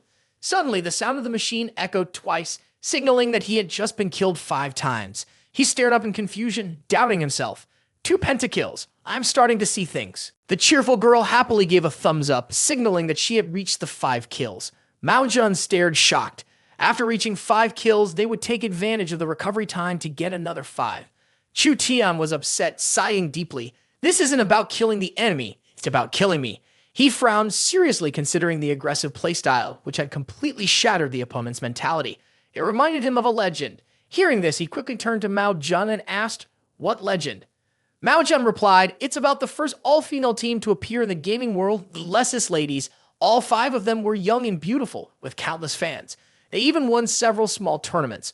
One wealthy man became obsessed with their looks and even wanted to take all 5 of them for himself, but the girls refused outright. He was furious and glared at them, saying in a harsh voice, 'Dare to reject me, you'll regret this.' Afterward, he formed his own team, intending to defeat the Lessus girls. At that time, Lessus kept repeating 5 kills, which made him so angry. The masked man continued to gather people to attack, launching a counterattack on the 5 girls. The crowd that had gathered to watch grew furious. 3 of the Lessus girls lost, went home, and never continued playing. Back to the present, seeing the 2 girls happily high-fiving each other, Mao Jun began to suspect. It's probably the last 2 members of the legendary Lessus team. After hearing the story, Chu Tian sighed and said, "This person is really annoying. The keyboard warrior is annoying, the angry mob is annoying too. Well, whatever. If they can fulfill their dream, I guess it's worth it." Then he ran toward the door, calling out, "Hurry up and start the match before time runs out, or it's going to be heartbreaking." Suddenly, a cheerful voice celebrating a victory made Chu Tian flinch and paused, his eyes widening. He turned around and saw Mao Jun, excitedly staring at the screen. He couldn't help but glance up and then said, "The score is 25-0. Looks like everyone hit their marks, just waiting for the end now." Mao Jun clenched his fist and, looking at Chu Tian, said eagerly, at the final minute, "Ah, the opponent surrendered. No more fighting. The psychological tactics worked, didn't they?" Bilio suddenly rushed in, arms open, and hugged him, calling out Chu Tian's name with a joyous tone. She was so moved she was on the verge of tears and continued, "Thank you for giving me the chance to fulfill my dream." All 5 people he had called together gathered around and expressed their thanks to him. Chu Tian was taken aback by their attitude, hesitated for a moment, and then replied, "Oh, you don't need to thank me." Bilio, holding something in her hand, casually suggested, "Hey, you should treat us to a meal. We've been at this for so long, we're starving. I will have the best food." Chu Tian made a slightly annoyed face, but quickly erased it and smiled, saying, "It's fine, the company's paying. Let's eat as much as we want." After the intense match, everyone was happily chatting and discussing things energetically. Chu Tian stood to the side, leaning on his hand, feeling pleased. He had originally planned to make a loss, but even though the results weren't perfect, he couldn't help but smile with satisfaction. He thought to himself, "This isn't so bad. At least the 5 of them found a goal." Switching scenes to another corner, a person was wearing headphones, frowning at something on a screen. Suddenly, he jerked back and loudly called out, "Report, boss." 2 members of the opponent team, Tian and Chu, are from Lessus. The man with his face hidden smiled slyly and muttered to himself, "They dare show their faces? Let's see how I handle them this time." Next scene, in the square, after Chu Tian agreed to take his 5 teammates out for a meal, he quietly followed behind them as they excitedly bounced ahead. Chu Tian was deep in thought, muttering to himself, "Even though we won, the strategy I prepared earlier can still be useful." Something suddenly caught his attention, making him turn around to observe. Chu Tian walked up to a guy nearby, put his hand on his shoulder, and loudly said, "Hey man, take out that yellow card with TTL on it and ask that person to learn a bit about the TTL team."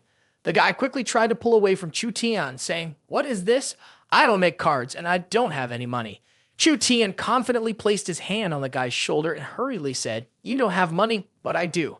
He pulled out the card and waved it in front of him, tempting, "I have a lot of money." The guy swatted his hand away, annoyed, and said, "Crazy. Get lost, I'm not making any cards." Unable to convince him, Chu Tian clapped his hands loudly and shouted, "Where are they?" Suddenly, a group of tall, muscular men appear out of nowhere, shouting loudly. The guy, seeing himself surrounded by 5 big, intimidating figures, looked a bit panicked. He stammered, trying to threaten them. "You can't do this. This is forced selling." Chu Tian stepped forward, placing the card in the guy's hand and said, "No, this is the forced gift." Billiu, who had been watching all this without understanding, leaned in and asked, "Chu Tian, what are you doing?" With one hand on his hip, Chu Tian replied, "Just looking out for our team." As soon as he finished speaking, Chu Tian pulled out a bundle of yellow cards that were all stuck together in a long strip. He proudly flaunted the membership card and said, "This card is what the fans receive. Every fan should have one." She eagerly replied, "I see. You believe our team will win, so you started selling membership cards to the fans." Chu Tian frowned, his face tightening with displeasure. "Why would you think I would treat our beloved fans like that?" With renewed enthusiasm, he raised the card high and loudly declared, "All you have to do is join the TTL support team to get this card. Not only is it free, but I'm even giving away money." The other person frowned, clearly skeptical. Giving away money? Have scams really gotten this sophisticated? Chu Tian raised his finger, speaking with exaggerated confidence. "With the TTL Black Card, you can visit the Achievement Square every month and spend up to 666 yuan. Whether you want to buy jewelry from high-end brands or enjoy any game you want, this Black Card can make it happen." Since there was no such thing as a deal that good in the world, the other person stuck to his position. "I, Wang Changzhe, don't believe in such easy deals," he said, being a businessman from the lower levels where no one would fall for such a scam. But a little while later, as he sat eating a delicious plate of meat, he couldn't help but praise the food, his guard now completely down. Changzhe picked up his gold card and said, "I never thought I'd be forced to spend money like this. It's actually pretty refreshing." On the other side, Chu Tian, as he handed out cards to everyone, looked up at the sky with a sigh and muttered, "Being forced to spend money, it's actually not that refreshing. Is there anyone who can share my pain of having to spend all this cash?" Mao Jun, seeing that he was throwing money around, turned to Billiu and asked, "What's going on with Chu Tian? Why is he spending money like that?" She didn't understand either, so she just smiled awkwardly and replied, "Who knows? I've gotten used to it. This place is full of people, and now suddenly we've got these shady characters showing up." A man in a black suit, holding a phone, said, "Boss, we found the 2 lesbians." Billiu's 2 friends froze when they heard that familiar name mentioned and turned around in surprise. They couldn't avoid being controlled by the people in black suits. One of them spoke first. "Our boss has invited this gentleman. If you don't want things to get messy, don't make a scene." Chu Tian called over his large, burly guys and surrounded the people in black suits. With their strong presence, the people in black could only shrink back, sweating profusely. Chu Tian smiled warmly, holding out his gold card and telling them, "Why don't you learn a bit about the TTL team?" The people in black suits were soon knocked out cold, lying on the floor. Chu Tian then raised his hand and loudly called out to all the people he had handed cards to all the TTL fans with cards, "We've covered all the food on this floor. Feel free to serve yourselves at any of the tables." The crowd cheered excitedly, chanting, "Long live TTL." Meanwhile, outside the grand square, a bright red car pulled up. A Blackfoot, wearing somewhat unusual sandals, stepped down. A young man got out of the car, looked up at the building, and called out to someone. "Are you sure this is the square?" A girl, probably an employee, quickly grabbed an umbrella and shielded the man from the sun. She answered, "Sir, the official registered address of the TTL team facility is right here." He stood in the sunlight, almost glowing, and signaled, "Let's go, let's greet the TTL team." Inside, Chu Tian looked at the people who were eating and drinking like there was no tomorrow, muttering to himself, "The more they eat, the more I lose." Suddenly, a hand rested on his shoulder from behind, followed by a question. "Excuse me, are you the person in charge of the TTL team?" Chu Tian turned around, his eyes lighting up as he thought, another fan here to pick up a membership card." Before the person could respond, he pushed a card toward them with a generous smile, saying, "Here, take this, buy whatever you want." The other person stared at the card in confusion, unsure of what just happened. The employee walked over, handed Chu Tian a stack of documents, and suggested, "Sir, please sign the contract." He took the documents, flipped them open, and said, "You're not trying to buy the TTL team, are you? We've just started losing money." She adjusted her glasses seriously and denied, no, it's more of a notice than a contract. Owner Wang, standing with his arms crossed, proudly declared, if you lose the next match, the score will be 1-3. Chu Tian looked at the paper in his hand, frowned, and read aloud angrily, in the next match, I'll face the royal family team. He stared seriously at the man in front of him, who was standing with his arms crossed, looking smug, and asked, are you the boss of royal family? The man smirked, confidently ran his hand through his hair, and replied, that's right. You should just accept your defeat when the time comes. Chu Tian couldn't help but laugh. Are you betting on the score? The boss of royal family arrogantly sat down in the chair, acting like he was at home, and said, dealing with smart people is really easy.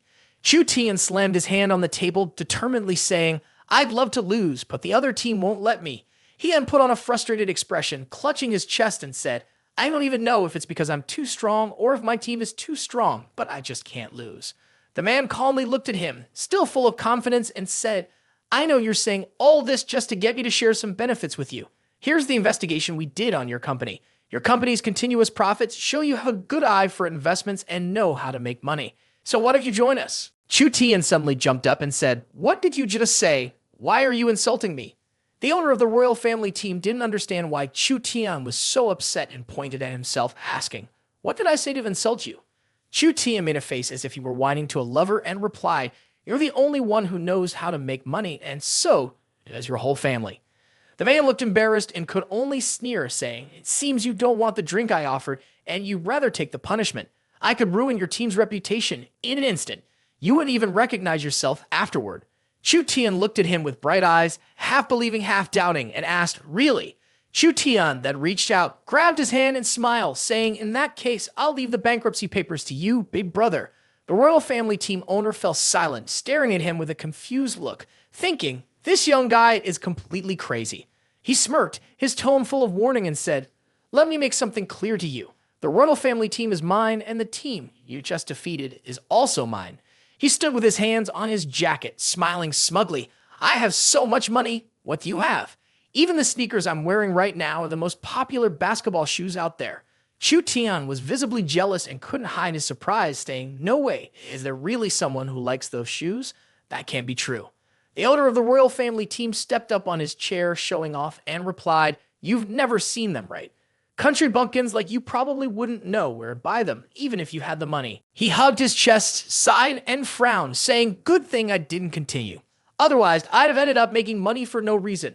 Seeing his attitude, which seemed to show he was starting to bite, the man invited him. If you team up with me, you'll experience the joy of having money. What do you have to compete with me? Chu Tian thoughtfully stroked his chin and said, my team is better than yours. If not, you wouldn't be scared enough to come here trying to bribe me. The royal family boss bragged about his wealth. I don't even need to mention my luxury sports car, right? The interior is all covered in diamonds. And what about you? He had a lot of money, but all you have are the people you gathered together. My team is better than yours. The royal family boss sneered, showing off, I own a beautiful island. You can do whatever you want there. It's a paradise. And what do you have? Chu Tian closed his eyes slightly, stiffened his neck, and replied, my team is better than yours. The man's voice became mocking as he said, every year I throw parties on the beach with countless beautiful women. And you. Chu Tian still kept his calm demeanor, but it was clear he was holding back anger as he answered, my team is better than yours. The royal family boss shouted angrily, enough.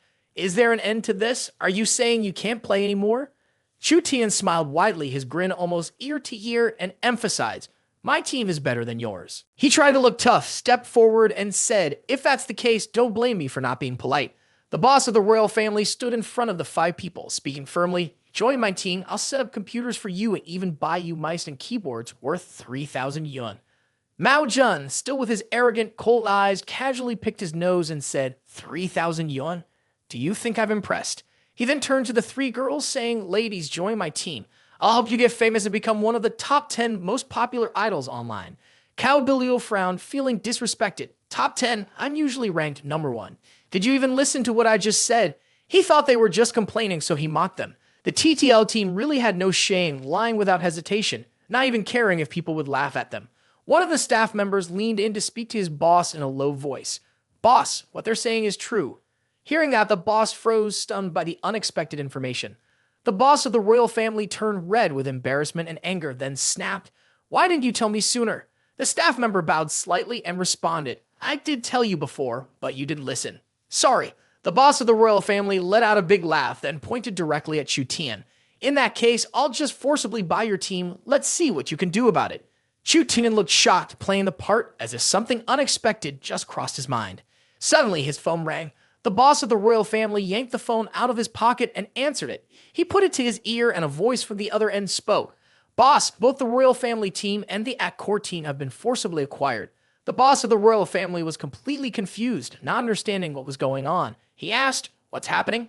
When did this happen?" Chu Tian smiled with satisfaction and laughed. "All right, let's have the royal family and the ace team train with TTL. The two of you can train with everyone else. I wonder if that will be enough." He rushed over to his side, still in a daze but excited, saying, "Right, do you have any other teams? I'll buy them all. My team is better than yours." Someone spoke up to advise him. "Chu Tian, give them a little dignity." The morning greeted them with a clear sky and sparkling sunlight while a sigh echoed through the house.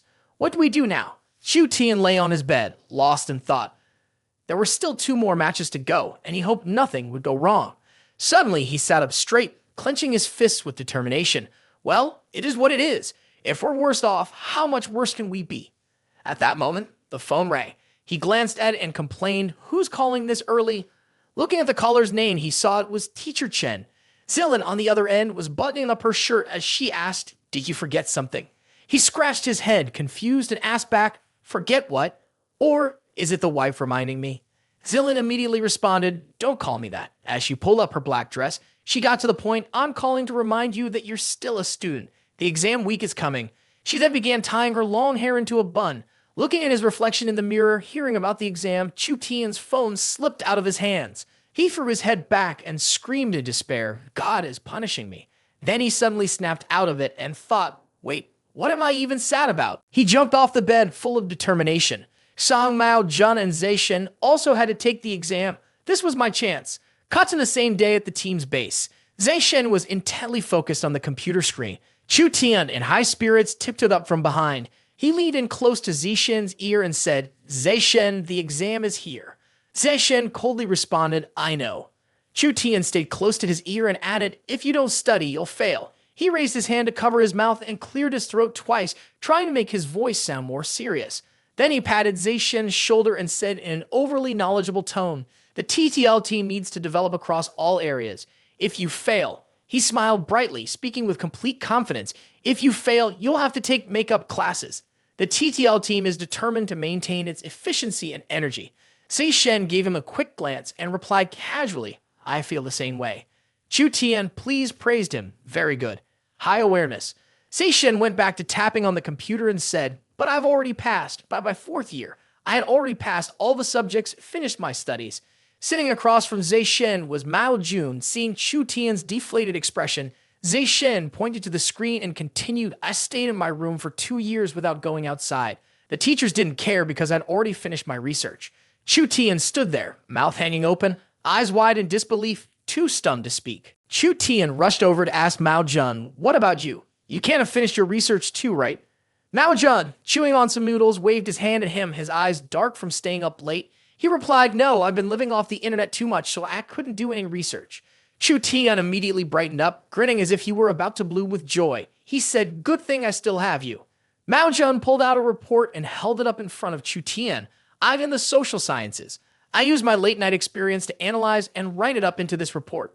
Chu Tian scratched his head, laughing happily. "My professor really liked the report. He even allowed me to do an experiment on this topic over the summer break. He gave a thumbs up and ended with a joyful exclamation, 'They exempted me from the exam.'" When Chu Tian heard this, it felt like he had been frozen in place. He covered his blushing face in embarrassment and ran off. "You guys are all picking on me," he cried, his heart breaking. Tears streaming down his face as he spoke, his voice choked with emotion. "Back in the day, I could call the shots full of determination and courage, but now that the system has upgraded, the whole world is against me." The bright blue sky stretched out, with sunlight shining down in sparkling rays. The teacher stood at the front of the class, holding a stack of exam papers, reminding the students all items not related to the exam must be taken out of the room immediately. He dropped his hand, and the stack of papers fell heavily onto the desk. The teacher then shouted, "Don't even think about cheating. If anyone is caught, they will be kicked out of the exam room."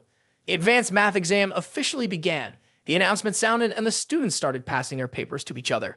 While everyone faced the test nervously, Chu Tian was lost in a dream. Suddenly, he snapped his eyes open and thought to himself, I can't. He let out a sigh of relief, grateful that it was just a dream. Otherwise, he might have thought he was taking an advanced math exam. His teacher, standing right next to him, spoke sternly. Chu Tian, you can't be slacking off during the exam. Looking around, he saw his classmates focused on their work. It suddenly dawned on him. Was he actually taking an exam? He sighed and muttered under his breath, unable to handle it. In the end, he was the only one from his team who had to take the test. The teacher gave him a disapproving look and reminded him, I know your family is well off, but that doesn't mean you can skip studying. The teacher unexpectedly moved closer, his face filled with calculation, and said, So, just make use of the advantages you already have. Confused, Chu Tian asked, What do you mean, sir? The teacher, with a gleam of greed in his eyes, excitedly rubbed his fingers together and said, Let's just say, if you have this, nothing will be a problem. Chu Tian was stunned and asked, Are you saying you're selling me the answers? The teacher quickly covered his mouth and glanced around, then whispered, Don't mention the answers. I'll use my teacher account to change your grades on the system. He raised 5 fingers, implying that the price could be whatever amount, even much higher. Chu Tian crossed his arms and said, I hope you understand 2 things. He raised 1 finger, saying seriously, First, even though my company is wealthy, I'm not personally that rich. The teacher frowned and asked, What do you mean? Just because your company has money doesn't mean you do. Chu Tian didn't answer directly but raised 2 fingers and continued. Second, I don't want to rely on anyone to cheat for me. The teacher impatiently looked at him and said, But if you don't cheat, you'll fail. You should really think about it. He smiled and added, I charge a very low fee. Chu Tian furrowed his brow. What I mean is, I don't like depending on others to cheat for me. He gave a thumbs up and smiled proudly. I like doing it myself. At this moment, outside the window was a huge image of Chu Tian holding a sheet of paper with the answers already written on it. This sight left the student staring in disbelief. He happily and quickly filled in the answers on his exam paper. A series of drones appeared, each carrying documents on its wings. Chu Tian raised his hand to his ear, listening intently to the sound. It was the high-tech sound of advanced machinery. His classmates were still in shock, unable to close their mouths, and added, That's clearly the sound of money. Chu Tian smiled contentedly. I don't have any more money to level up, but the company's invisible projector still works. He stood up and declared, I've finished the advanced math exam. He thought to himself, how can a boss let his team be excused from the exam while he himself fails? The teacher, frustrated, pointed at him. Chu Tian, you stop right there. You're cheating. Chu Tian raised both hands, stood in front of him, and asked, Teacher, how exactly am I cheating? The teacher looked at him seriously, deep in thought. The answers came from the invisible projector, but how could it send the answers to the projector? Chu Tian smirked, raising one side of his lip, and said, All right, if you need anything, I can give it to you. The teacher rested his chin on his hand, smiling smugly. I've been a teacher for 20 years. Do you think I don't know how you kids cheat? He looked at the enlarged image outside the window. Even though he had never encountered a case using an invisible projector, he pointed at the exam paper on the desk, his mind certain. But if Chu Tian could send the answers outside, there must be someone on the inside helping him. From the very beginning, I kept an eye on Chu Tian. He definitely didn't send that out on his own. Chu Tian silently observed him, tilting his head slightly, feeling confused. The teacher suddenly raised his voice and asked the students in the class, which of you is secretly using a phone to send the answers outside? The other students heard this and fell silent, lowering their heads. The teacher began to grow angry. If you won't speak, don't blame me for being rude, he warned. He turned to his desk, rummaged through his bag, and pulled out a special device, holding it up high. He started to check each student carefully. He searched every single person in the room, scrutinizing one after another with intense seriousness. After a while, he was panting, beads of sweat covering his face. Damn it, could it really not be one of the students sending the answers out? He walked over to Chu Tian, gritting his teeth, and asked, Chu Tian, tell me, how did you send the answers out? Chu Tian calmly pointed upwards and said, Look up. The teacher immediately looked up at the ceiling. Above the fan, there was a hidden camera. The teacher quickly pointed at the camera. I knew it. It's this. Every fan in the exam room has a camera attached. The whole class is being monitored by these cameras. He closed his eyes in a way that seemed to praise the careful planning. I can't help but admire your thoroughness. He opened his eyes and looked at Chu Tian, giving him a calculating smile. But even if you're trying to help me out, it's only going to harm you in the end. His smile deepened. However, if you give me some money, I won't report you to the authorities. Chu Tian calmly replied, This is a high-tech camera. The image quality is not only excellent, but also. He walked up to the teacher and said, The recording quality is really good. Every word you said was recorded clearly. He smiled happily. knowing that even the teacher's comments about correcting the scores were captured. The teacher's face was drenched in sweat, looking worried and in disbelief. Chu Tian patted his shoulder and laughed, but I might not report this to the leaders. The teacher, angry, stuttered, "Are you trying to threaten me?" Chu Tian raised his voice calmly and replied, "If you think so, go ahead and try." The teacher bowed at a 90-degree angle, respectfully said, "Student Chu, congratulations on completing the exam. You may leave now." Chu Tian walked away confidently, having easily passed the entire advanced level exam. Bilio ran up to Chu Tian and said, "Chu Tian, do you want to hear some good news?" Chu Tian sighed, "What good news? You're clearly mocking me." Bilio held up a piece of paper with a notice and said, "We won the citywide competition and we're moving on to the next phase."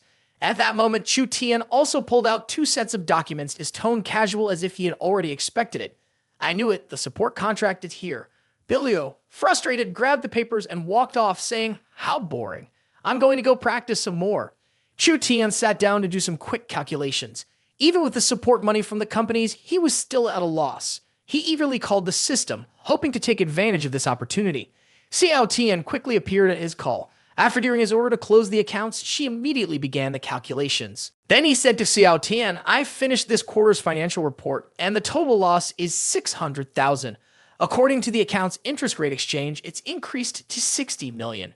Chu Tian joyfully waved his hand. "Oh, this is great. For the first time in my life, I've successfully gone bankrupt." Xiao Tian comforted him, "Master, don't be upset over this loss. The system will give you a reward to cheer you up." Chu Tian kissed her on the cheek. "They're giving both money and gifts. Xiao Tian, I love you." Then he laughed with delight. "Now that I have the money, it's time to buy a house that officially belongs to my parents." On a remote island, the scene shifted to a mountain. Chu Tian was walking ahead, leading his parents along. His parents, however, were slowly following behind, enjoying each other's company. Suddenly, his father asked, "Son, why the sudden interest in climbing a mountain? We've never done anything to upset you." Chu Tian turned back and signaled for him to be quiet. His son's company had just made a large sum of money, so he was taking them to buy a house. Chu Tian opened up, "My 60 million, do you think it just fell out of the sky?" Xiao Tian, sitting on his shoulder, said, "It seems like it did." Chu Tian immediately disagreed. "Nonsense. That 60 million, every penny, every dime, was earned by my hard work and losses. You don't understand the pain of having to spend money." Chu Tian's mother turned to his father and said, "Look at him. Do you think he's gotten so rich that he's lost his mind?" His father, deep in thought, sighed, "I'm making it too hard for him. If things don't work out, I can take his place as chairman of the board." His mother helplessly said, "You too. What's with you? Both of you think you're the best in the world." Chu Tian's father patted his shoulder and asked, "Xiao Tian, what kind of place did you buy for us? Why is it so remote and desolate?" Chu Tian explained, "It's true that it's a bit isolated, but it's really convenient. Did you want a low price and simple amenities?" His father laughed and replied, "We only need the space. We'll handle the design ourselves." Chu Tian pointed to a spot in the distance where he had already chosen. When his parents looked in the direction he was pointing, they were stunned. In front of them were mountains, and in the middle a lake. Chu Tian proudly shared, "I bought both the mountain and the lake. It cost only 50 million. Then he turned to his parents and said, "You can build the house however you want." Chu Tian continued to boast 50 million is all it took to get this land. His parents stood in stunned silence, staring at each other before rushing over to hit him. His father yelled, "Do you even know how to think, you rich kid?" Chu Tian covered his head and asked, "Why are you both hitting me all of a sudden?" His father kept scolding, 50 million? With that, I could break every lens on my camera. His mother added, 50 million? I could spend that in one lifetime on beauty treatments. Chu Tian tried to salvage the situation. There are mountains and rivers here, and it's only a 10-minute drive, very convenient and cheap. His father wasn't done yet. He kept on scolding, "Fine, the scenery is nice, but where are we supposed to build a house? Are we supposed to use magic to make one appear?" Chu Tian patted his father's shoulder to calm him down. "Dad, I've saved 10 million for you to build the house." This time, his parents once again exchanged looks, their expressions even more unpleasant than before. Immediately after, they kicked him out. "Is this what you call buying a house? This is just throwing money out the window. We need something that's both cheap and good." The scene shifts to Chu Tian sitting on a bench in the park, drinking a bottle of Coca-Cola. "Even if I have a lot of money, a 3 yuan Coca-Cola still tastes the best," he sighed after finishing his drink. At that moment, Xiao Tian appeared next to him. "If the master's personal matters are finished, I can now give the master a special reward." Chu Tian eagerly asked, his face full of anticipation. "What's the special reward? Are you finally going to just hand me the money?" Xiao Tian explained, "This is a motivational mechanism for the master meant to encourage you after your first loss, so you don't get discouraged and keep trying." Chu Tian grinned mischievously. "Of course I need to keep trying, keep losing money." He immediately activated the mechanism. "Let me see what it is. Hurry up and start the program for me. Transfer," Xiao Tian said, revealing a playful expression. A spinning wheel appeared in front of them. The wheel slowly stopped at a segment. "Knowledge is power." Xiao Tian perked up again. "Congratulations, Master. You've won the motivational prize. Knowledge is power." Chu Tian immediately asked, "Are you really going to give me a system lesson? Even a rich failure gets these." Xiao Tian started listing a bunch of subjects like advanced math, English, science, and psychology. With a bright smile, she said, "Please choose a subject, Master." Chu Tian immediately replied, "It has to be English. No need to think any further. And this one's well placed too." Xiao Tian gently said to him, "Congratulations, Master. Your English learning gift will be delivered right away." Chu Tian thought for a moment. Once he mastered English, he could take his failing career global, and more importantly, he might be able to find news about Sicilia, who had been missing for so long. The scene shifted to the next morning in the bedroom. When Chu Tian woke up, he squinted and saw a figure in front of him. It was Tioki. She was holding her face and said, "Good morning," in English. She patted his head and continued asking in English, "Did you sleep well?" Chu Tian was confused. This English learning gift was totally unexpected. In class, the teacher stood at the podium and asked the students below, subject, object, adjective, adverb, complement. Do you all understand these? Chu Tian, still half asleep and drooling, barely caught what was being said. Famous language, he mumbled. "No, wait, English is the easiest class to fall asleep in after math. The best way to learn English, of course, is to immerse yourself in it every day. So Xiao Tian, if you want to improve my English, how about gifting me a beautiful foreign woman?" Chu Tian quickly found himself sitting across from the beautiful foreign woman, trying to calm his nervous mind by telling himself to stay calm. After gathering some courage, he hesitantly asked her, "What's your name?" The girl smiled, her smile as lovely as a rose, and gently parted her lips to answer, saying her name was Kathy. Chu Tian lowered his head and said, "Then I'll call you Xiao Qi from now on." He tried to reassure himself. Chu Tian quickly composed himself and started recalling the phrases he had learned. Feeling a bit more confident, he asked, "Xiao Qi, how are you?" She quickly replied, "I'm fine." Chu Tian widened his eyes in disbelief. Is the system tricking me? Clearly, the answer here should be, "I'm fine, thank you." "And you?" He turned around in frustration. This is clearly a fake foreigner. I need Xiao Tian to return this product. Chu Tian stood up from the bed, opened the door, and was about to step outside when he froze at the sight before him. Everyone was standing outside the room, wishing him a happy birthday. Zilin was even holding a cake in her hands.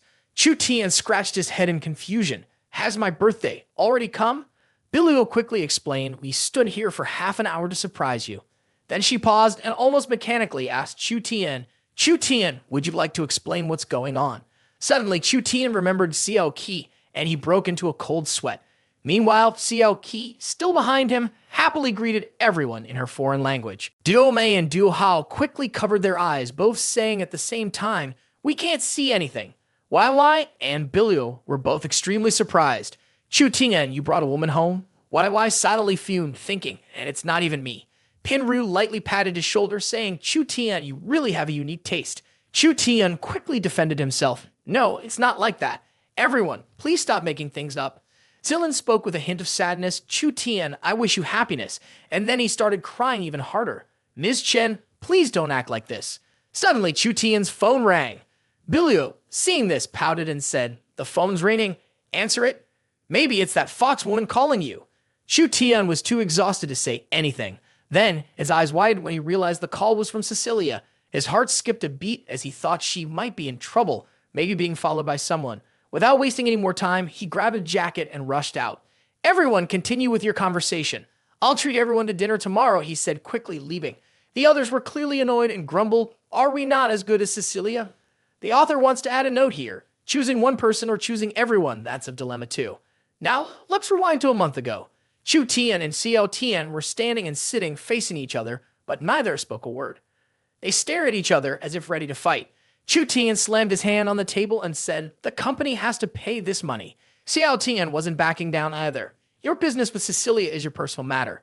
Don't use the company's funds." Chu Tian quickly presented his reasoning. "Sicilia is still officially my assistant. Her disappearance must have been caused by the company." Xiao Tian compromised. "Fine, but it can't count towards the profit and loss." Chu Tian insisted. Okay, I just need 100 million. Xiao Tian was furious. You're spending 100 million to find one person? It's like you're trying to create someone instead. Chu Tian ignored her and made a phone call to someone. The paparazzi team, already scattered everywhere, received their orders. Now they formed the Chu Tian Paparazzi Alliance with salaries and bonuses covered. Their goal? To find Sicilia. As Chu Tian spoke, he was so enthusiastic that he even stepped on his own chair. After the orders were given, a large team of workers went into full swing, searching for information on a massive scale. Not long after, someone came forward to report to Chu Tian that they had found news about Sicilia. Chu Tian placed stacks of money on the table and ordered the person to speak quickly. The person began. Sicilia and her two twin sisters are triplets born through in vitro fertilization from a gene bank. They were trained as assassins from a young age. They are highly skilled and knowledgeable, practically the best choice for assassination. But during one mission, they couldn't bring themselves to go through with taking down the target, which led to the mission's failure. Later, they happened to uncover the truth about their own background, and that's when they decided to go against their superiors. After leaving their old life behind, they fought against terrorism and even became a military commander. During one anti-terrorism mission, their older sister, Sicilia, sacrificed herself. She tried to leave a few final words with her younger siblings, hiding the truth about her identity for 3 years and insisting that she not participate in the war. From that point on, Sicilia chose to go into hiding and became the manager of a global cleaning service company. The landlord smirked and told her, "You don't obey me. There's no place for you to speak in this house." Without warning, he received a slap across the face. Sicilia retorted, "If that's the case, then I don't need this house."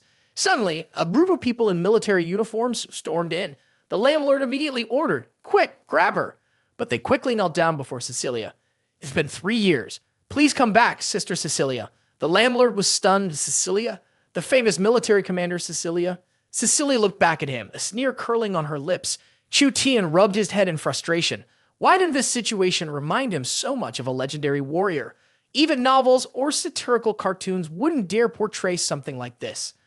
The paparazzi, clutching his money bag, said to Chu Tian, "If anyone were to draw a cartoon based on this, it would be a masterpiece." Chu Tian waved his hand. "Go investigate thoroughly and report back to me with any updates." 2 weeks passed by, and on a bus ride, Chu Tian stood at the door, looking incredibly cool and confident. Sicilia should have already picked her up by now. The scene shifts to Chu Tian driving, his face twisting in disbelief as he hears something. "What? It's that expensive. I didn't expect international flight tickets to be this pricey." He groans in frustration and turns to Xiao Tian, pleading, "Isn't there any way to pay for this travel fee in advance?" Xiao Tian firmly responds, "No. The travel fee can only be reimbursed if there's a receipt. The meal fee, though, can be paid every morning." Chu Tian glances at his phone, thinking, so as long as I can join someone else on the same international flight, that'll work. With summer vacation approaching, many schools in the city are offering international exchange programs. While looking through options, he stumbles upon something. Got it! Preparing for the 2090 World Cup, an international football exchange program for college students across the city. A slick grin spreads across Chu Tian's face as he grabs his phone and directly calls the university president. "President, I have a small request." The scene shifts to a football field where a match is taking place. The sound of cheers and applause fills the air. The current score between the university team and the sports academy team is 0-3, and the game is clearly tilting in favor of the sports academy. A student was dribbling the ball in the field when suddenly he froze in fear at the sight before him. A tall, strong player from the opposing team was approaching, grinning as he said, "I'll slip the ball past you and take it." The ball was already at his feet, and the student collapsed to the ground. In the end, the student was carried off on a stretcher, still foaming at the mouth. Another student, covered in bruises and bleeding, ran up, furious. He spoke to the coach. "This is ridiculous. I've been injured in 3 places, and there's no one left to replace me." The coach, helpless, replied, "The sports academy is relying solely on physical strength to beat us." With a sigh, he added, "We're definitely going to lose. It looks like we won't have a chance in the international exchange this year." Suddenly, a deep voice cut through the air. "How can we let this happen? If we're going to lose, then who am I going to follow onto the plane?" Chu Tian appeared wearing the university team's jersey. "Let me lead you to victory. A 1-on-10 challenge is no problem." A moment later, the students from the sports academy looked at him like he was some kind of alien. "Who's this? Looks like a little chick." One of them sneered. Another added, "Probably just another poor guy trying to go abroad." They stood tall, towering over Chu Tian like giants. "Younger brother, just give up," one of them mocked. Chu Tian smiled without a care, undeterred by the ridicule. He led his teammates across the field with incredible speed, charging forward together. But then, out of nowhere, Chu Tian realized that two of his own teammates were actually pushing him aside. Two people, each with one foot, intentionally tried to block Chu Tian's path. Then one of them twisted his foot to the left, and the other couldn't avoid twisting his right foot either. Both of them fell to the ground, screaming in pain. "Damn, what's going on? Why are Chu Tian's shoes so hard?" Chu Tian, embarrassed, explained, "I couldn't afford to buy soccer shoes, so I went to the construction site and found a pair of work boots with steel plates, then simply modified my flip-flops." After explaining, he turned to the two of them, his face darkening. "Well, what's the deal with you two? What were you trying to do? Steal the ball from me?" The two immediately dropped to their knees and bowed. "They made us do it, or they would have taught us a lesson," they said. Chu Tian didn't have time to deal with them anymore. He wasn't going to worry about them. "Watch this, my secret skill." He then kicked the ball with a twist, sending it flying toward the opponent's goal. The ball sped quickly toward the goal, spinning in the air in front of the amazed eyes of the other players. It flew right past the goal as the goalkeeper stood there in stunned silence. The people around watched helplessly at the scene. Chu Tian gave a wink and rubbed his head. Looks like soccer is no simple game. The players on the field couldn't help but feel angry when they heard that. One of them spoke up. "What's the point of talking? We've been training for over 10 years just to get this good."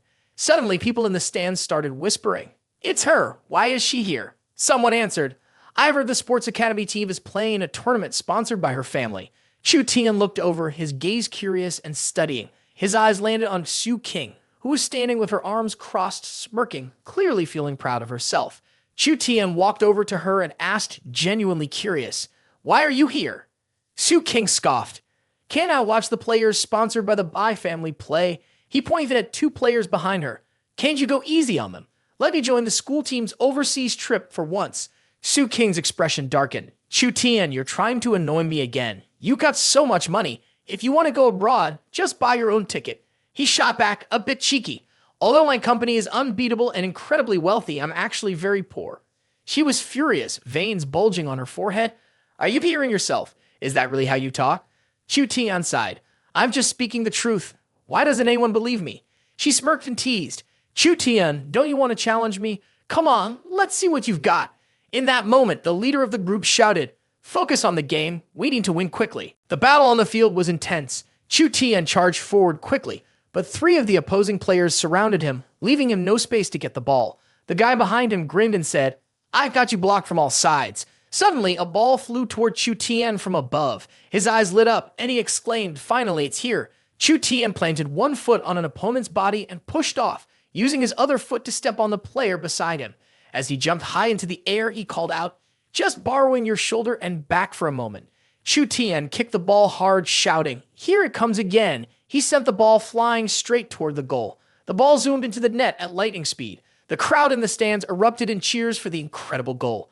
Chu Tian stood tall, looking around with a satisfied grin, soaking in the great feeling. The players below looked up at him, bewildered. One of them asked, "Is that Chu Tian? Can he fly?" Su King suddenly shouted, "You idiots, it's the water cannons lifting him up." That's when they noticed the water cannons positioned around the field. Watching the jets of water propel him upward, the crowd in the stand shouted in unison, "Water cannons? What kind of nonsense is that?" The opposing players stood there, stunned, completely confused about why water cannons were even there. Chu Tian landed with sparkling droplets of water, saying, "I really admire myself." The game's score had shifted for the first time since Chu Tian joined the match. Su King looked at him with a displeased expression. "Chu Tian, do you really have so much money that you don't know what to do with it?" The players from the opposing team all shouted out in unison, "What's the point of spending so much money on a water-spraying vehicle? Are you crazy?" Chu Tian, completely unbothered by their remarks, said while enjoying the water droplets, "It's not my money." Without hesitating, he covered his mouth with his hand to hide a smile. "It's the company's money." Looking back to earlier, Chu Tian was sitting at his desk, speaking firmly to Xiao Tian. "I need to rent a water-spraying vehicle. The type of vehicle that shoots powerful streams of water strong enough to lift people into the air." He laughed casually and snapped his fingers. "The really, really expensive one. We need a few hundred of them." Xiao Tian helplessly placed a hand on his forehead. "Do you really think you can waste my money like that?" Chu Tian immediately shouted, "Who said I'm wasting it? I'm doing this for the company's business." Xiao Tian was confused. "What business? Why didn't I know we were in the water-spraying business?" Chu Tian picked up the notebook from the desk and pointed out the window.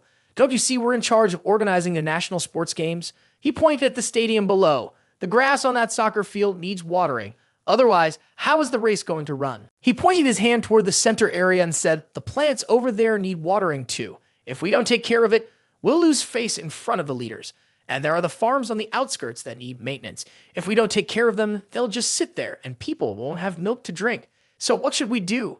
Chu Tian, flustered, told Chu Tian to stop. Why are you making this sound so complicated? In the end, she sighed helplessly and raised her hands. Fine, I agree. Is that good enough? At that moment, the alluring image of Chu Tian appeared in Chu Tian's mind. He satisfied himself with the thought that plucking Chu Tian's fur felt so good.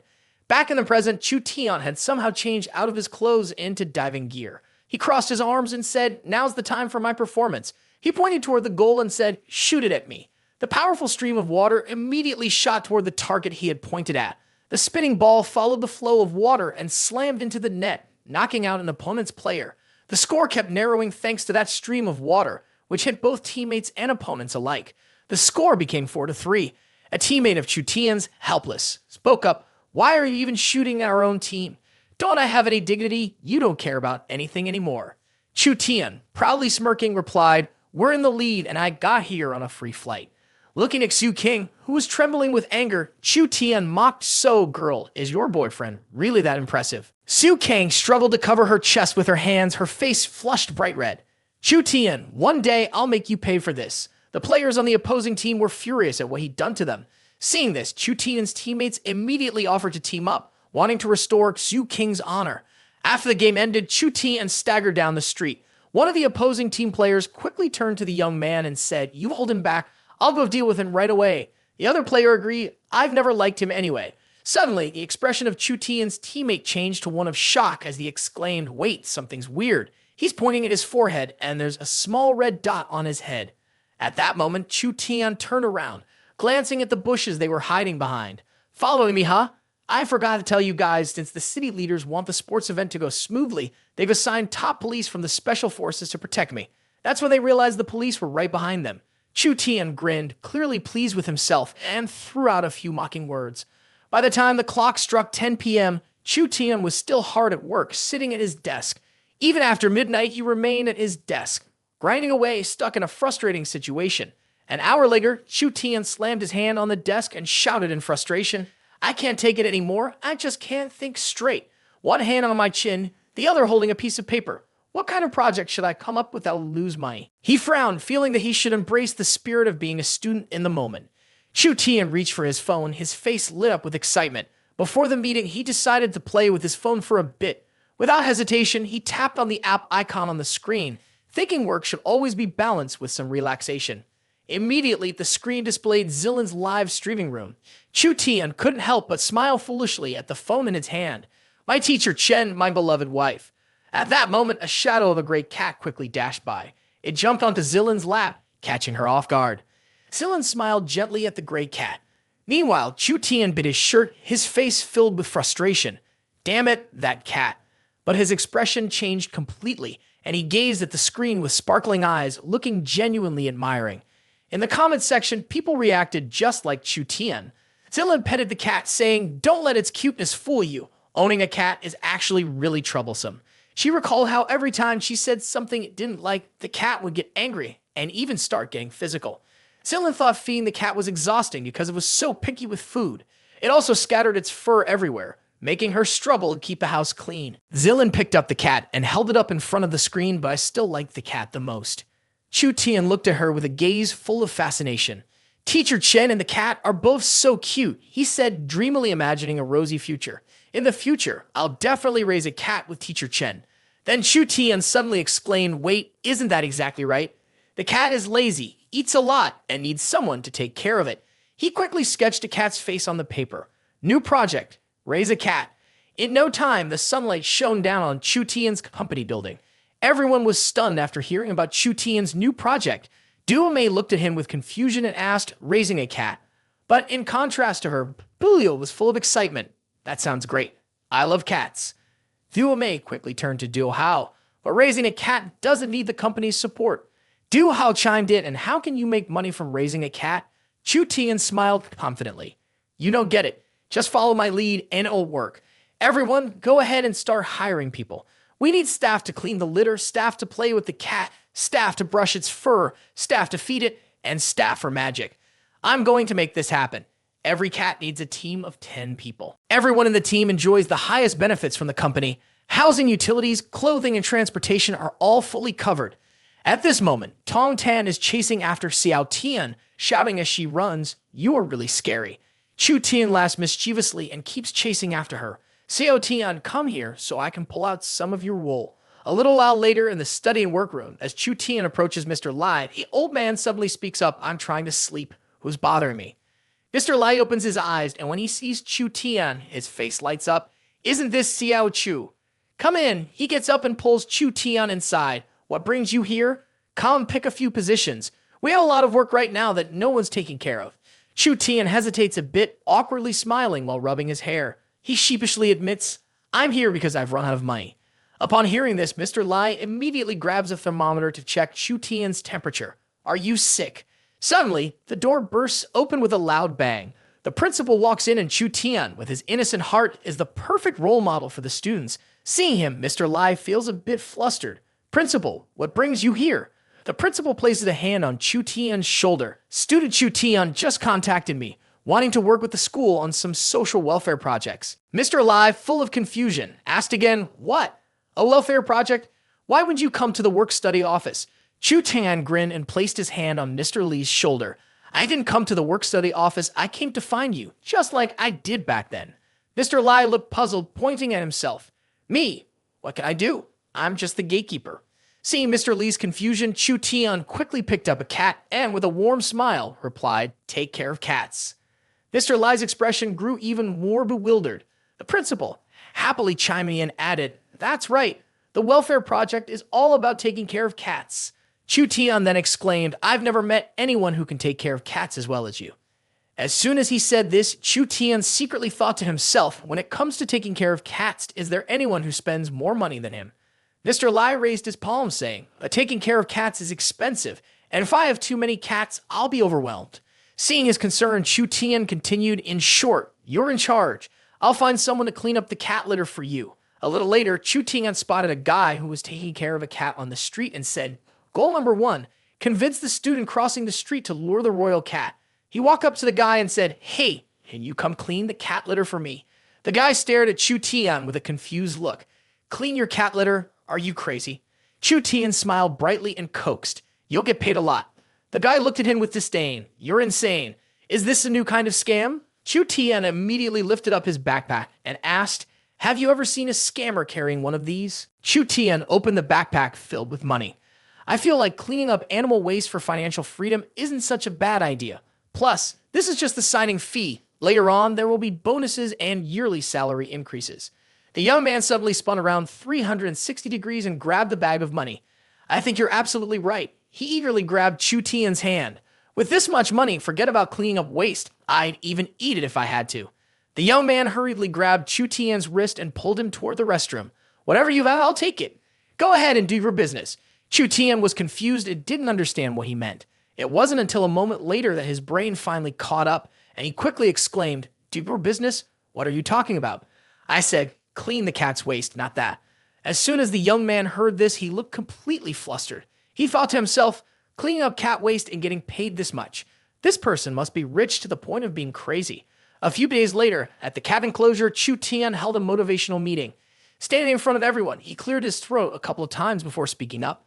"I've now gathered a team of workers to take care of the cats." He extended his hand toward Mr. Lai. "Mr. Lai will be your leader and will become an outstanding cat servant. The cat breeding grounds are located on several acres of land behind my parents' mountain." The audience below started whispering among themselves. "Did you hear that? Is this really a person talking? The mountain belongs to someone else's family." Bilu suddenly raised her hand and asked, "Chu Tian, what toy does the cat play with?" Hearing this, he snapped his fingers and said, "I've already taken care of that." A drone flew overhead carrying a leaf. The cat, still sleeping in Chu Tian's arms, suddenly woke up and ran after the leaf under the drone. Chu Tian picked up the drone and said, "I've ordered a lot of drones. Attach a rope to become a toy for the cat." Chu Tian pointed to the movie playing in front of them, mentioning that they could also show the cat educational videos made specifically for cats. The man below, filled with jealousy, muttered, "Look at that. Is this even fair? Using drones as toys while we've never even touched one. Chu Tian continued, a few days ago, I watched a live stream by Tian Feifei. Her cat doesn't seem to eat much cat food. We can't let that happen to our cats. It's not safe. Just then, a doctor walked up while Chu Tian was speaking. So I invited the head veterinarian from the prestigious veterinary institute, the most respected in the country, to become the specialist for our cat shelter. The people below looked at him with helpless expressions. Some of them exclaimed, isn't this a bit much? Then 2 chefs appeared behind Chu Tian, followed by 3 professional chefs who would prepare meals for the cats. The food was fresh, delivered from all over the world every day. The man said, this isn't fair. The girl next to him added, humans can't compare to cats. Mr. Lai raised his arm and spoke up, I have a small question. Chu Tian placed his hand on his chest and replied, what more do you need to spend it on? I, Chu Tian, am taking care of everything. It's all covered by my company. Mr. Lai, while patting his head, asked, you say you're raising cats, but where are the cats? As soon as Chu Tian heard the sentence, his face froze in shock. The man below sneered, no way, someone actually started a business to raise cats, and yet there aren't any cats here. Chu Tian awkwardly smiled, quickly clapped his hands together, and said, excuse me, everyone. He hurriedly ran off, panic in his voice. I was only thinking about spending money, but how can I finish this without any cats? A little while later, Chu Tian picked up the phone and called the 2 sisters from the Dojo family. Hurry up and send everyone to the animal shelter. Buy up all the cats there for me. Duomei was confused. Why not just adopt directly from the shelter? Du Hao added, yeah, why waste money like that? Chu Tian snapped, how is that wasting money? Others are working hard to rescue and raise these cats. How can we just take them without caring? Being a good person will bring rewards. That's the business goal for me, Chu Tian. Duomei forced a smile. How embarrassing. I see now. I guess I was too naive. Du Hao also chimed in, so embarrassing. Boss Chu Tian is such a good person. We shouldn't be thinking nonsense. Chu Tian shyly covered his face with his hand, feeling embarrassed. He was spending his own money and didn't even care about his own dignity. The kittens all looked at Chu Tian with adorable eyes, and he was completely charmed by them, constantly praising how cute they were. He gently cuddled them, and his worries about not having enough money and nowhere to spend it seemed to vanish. Mr. Light also cuddled a kitten. This place is amazing. I'm willing to dedicate my whole life to being a slave to cats. Bilio, petting a kitten with a satisfied expression, said, now that we have cats, I don't ever want to show up again. Zinlin loved it so much that she didn't even want to go back to teaching anymore. Suddenly, Chu Tian came up with a new idea. Both of them were completely confused about what he was thinking. Chu Tian had a mischievous look on his face as he handed out a cat to everyone in the company. Each day, everyone had to spend 2 hours playing with their cats, rescuing stray cats, and the cost of attracting cats could even reduce the employees' enthusiasm for their work. Out of nowhere, a voice called out from outside, let me in. I'm spending money because of Chu Tian's company. I have to get in. Chu Tian immediately went to open the door to the office, looking as if he had no idea what was going on. It turned out that the one causing all the noise was Yu Chu. He kneeled down, crying, I lost my job. My wife left me. Only attracting cats can stake me now. Chu Tian was puzzled as to how Yu Chu knew they had cats. Yu Chu explained, it's because I spend every day watching movies and chatting online, so nothing that happens in this city escapes me. I lost my job because I didn't go to work, and now my wife left me too. Yu Chu's face was full of determination as he said, I finally understood, isn't the fish color bad? Why should I keep struggling? As soon as he said that, Chu Tian was stunned for a moment. Seeing that Yu Chu shared the same mindset as him, Chu Tian grabbed his hand. His words were so passionate and profound. He was the first one to get it. Chu Tian pulled Yu Chu along and said, come with me. I have to hire you as my vice president. He froze for a moment, stunned by the scene in front of him. He handed the contract to Yu Chu to sign and then added, from now on, my Tian Chu company won't keep the talented ones, only the useless ones. He made his demands clear. Once I take the job, I want a high salary little work and I need to leave on time. No overtime. Although Yu Chu's requests were completely unreasonable, he kept praising him nonstop. Mr. Lai was confused by Chu Tian's actions. Is this really the kind of world we're living in now? Suddenly, a car pulled up in front of his company. A group of people got out and asked, how much is the entrance fee?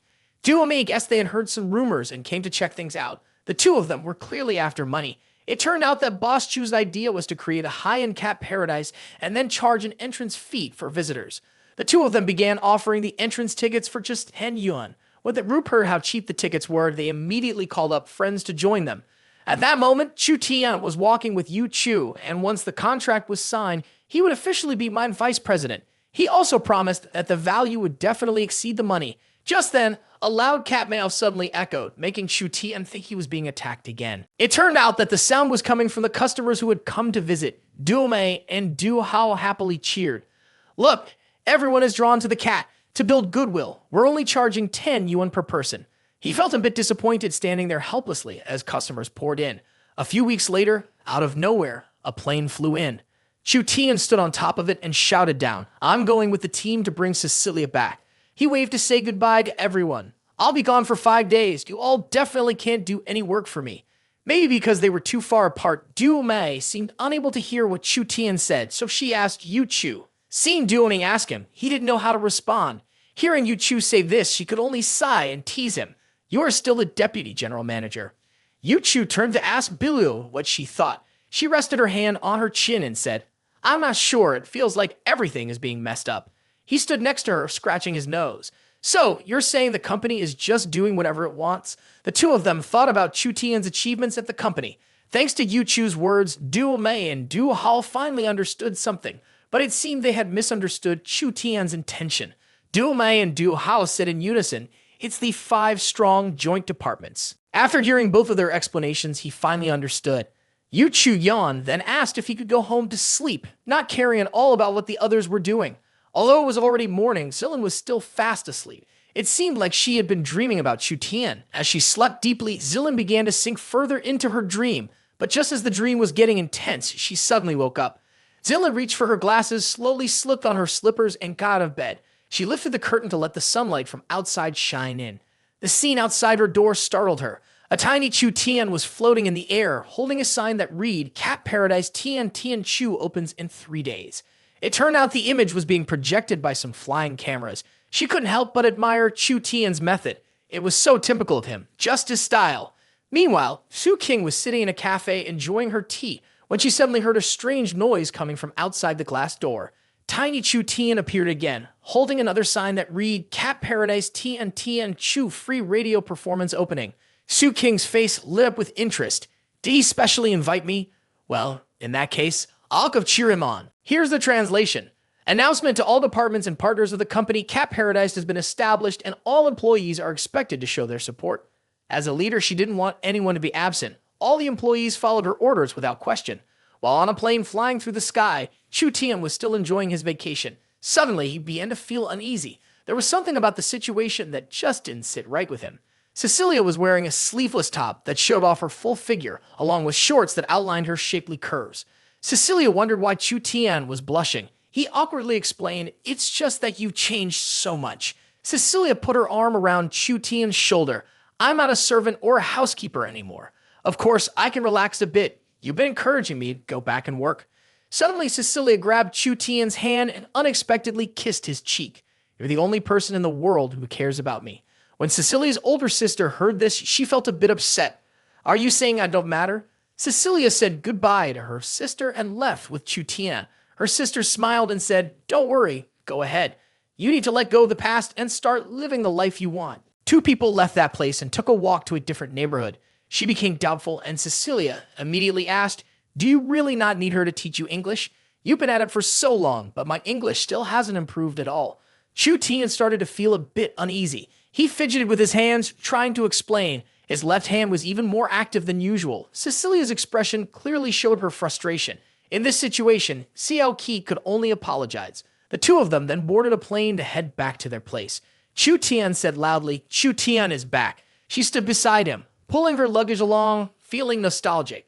Suddenly, he noticed 2 people standing next to him. It seemed like they were talking about the performance earlier that day. He opened the door, got into the car, and thought maybe he could play with his new toys. Chu Tian wondered why. Even though he'd only been gone for 5 days, there were still people working. He smiled, thinking his company might be on the verge of going bankrupt. Xiao Qi pondered whether he should tell Chu Tian that all of this was actually the work of his company's employees. Sicilia was excited to hear this and invited him to go watch it with her. Chu Tian, feeling confident that his plan had worked, quickly agreed. Chu Tian became a bit smug, thinking that his wealth was something only a fool would waste by going bankrupt. The sky had started to darken. At this time, the lights in the concert hall had also been turned on. Jiang Hao was the singer performing on stage for the opening of Cat Paradise Tian Tian Chu. He called out to everyone to come and enjoy, as the entry ticket was only 50 yuan. Now, after everything had been settled, he realized that the fool in the situation was himself.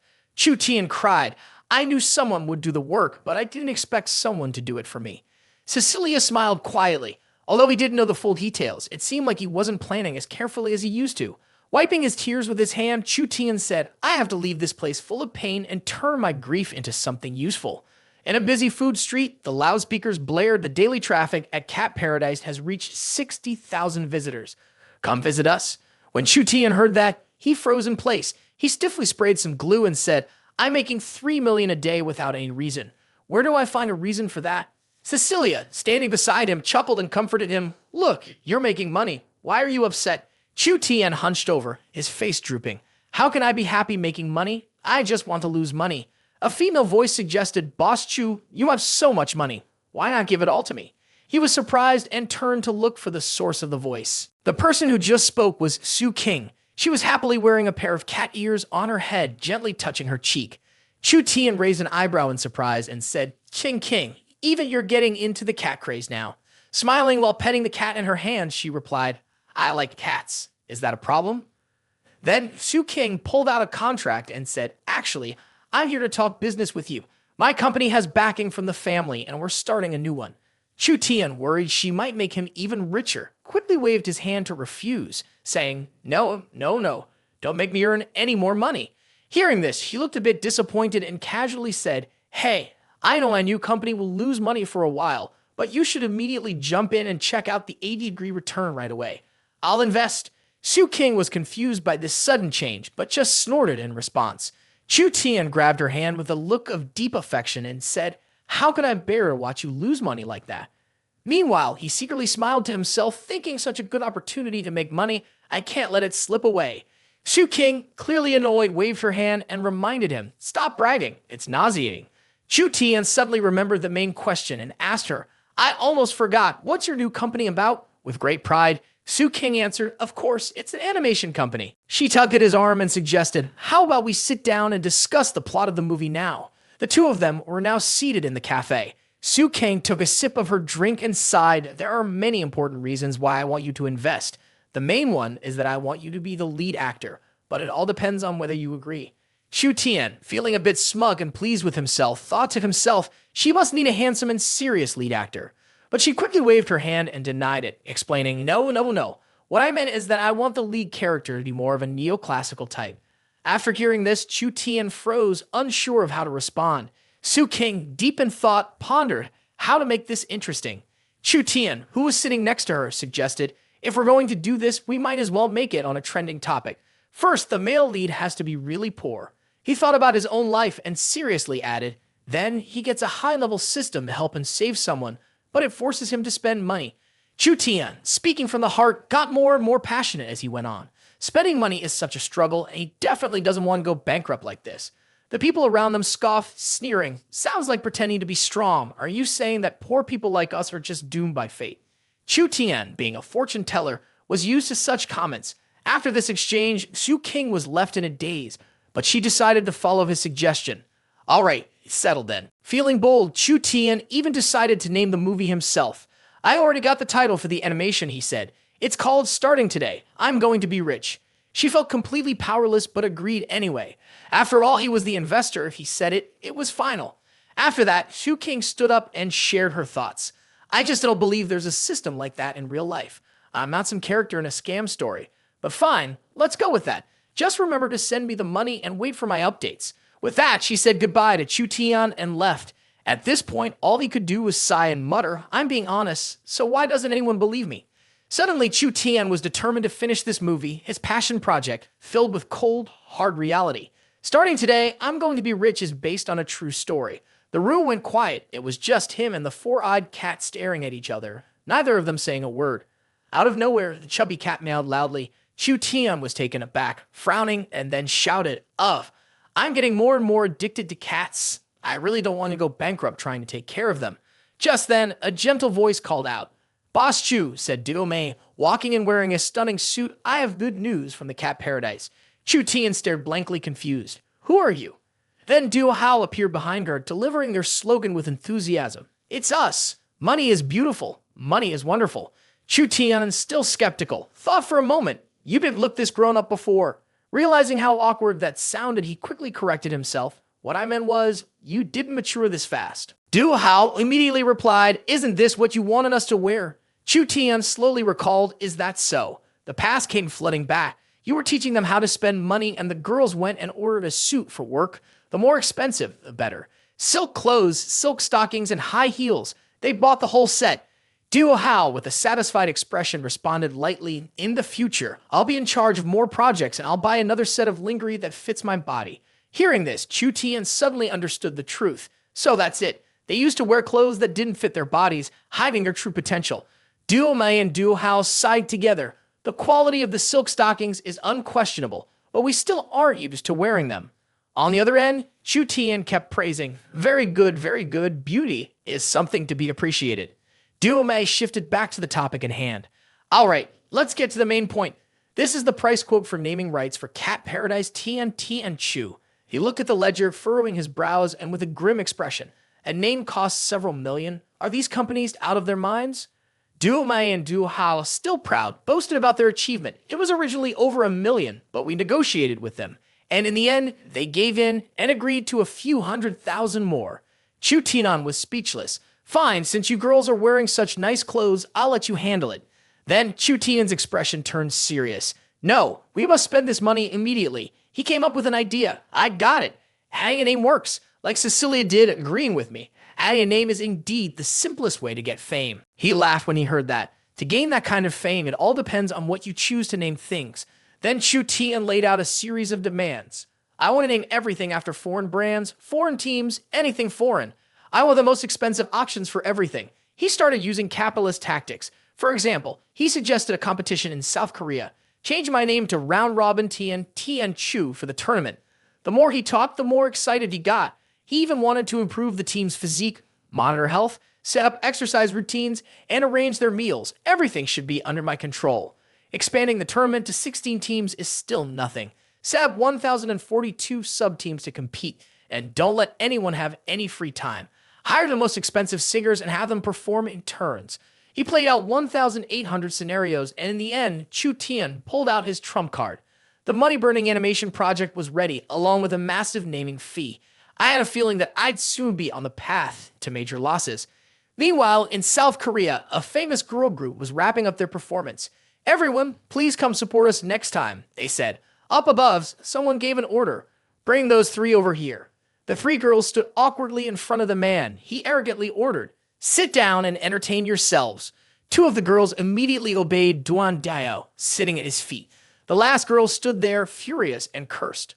You're a beast. The man looked at her with a sneer. What's wrong? Embarrassed? Don't want to make money anymore?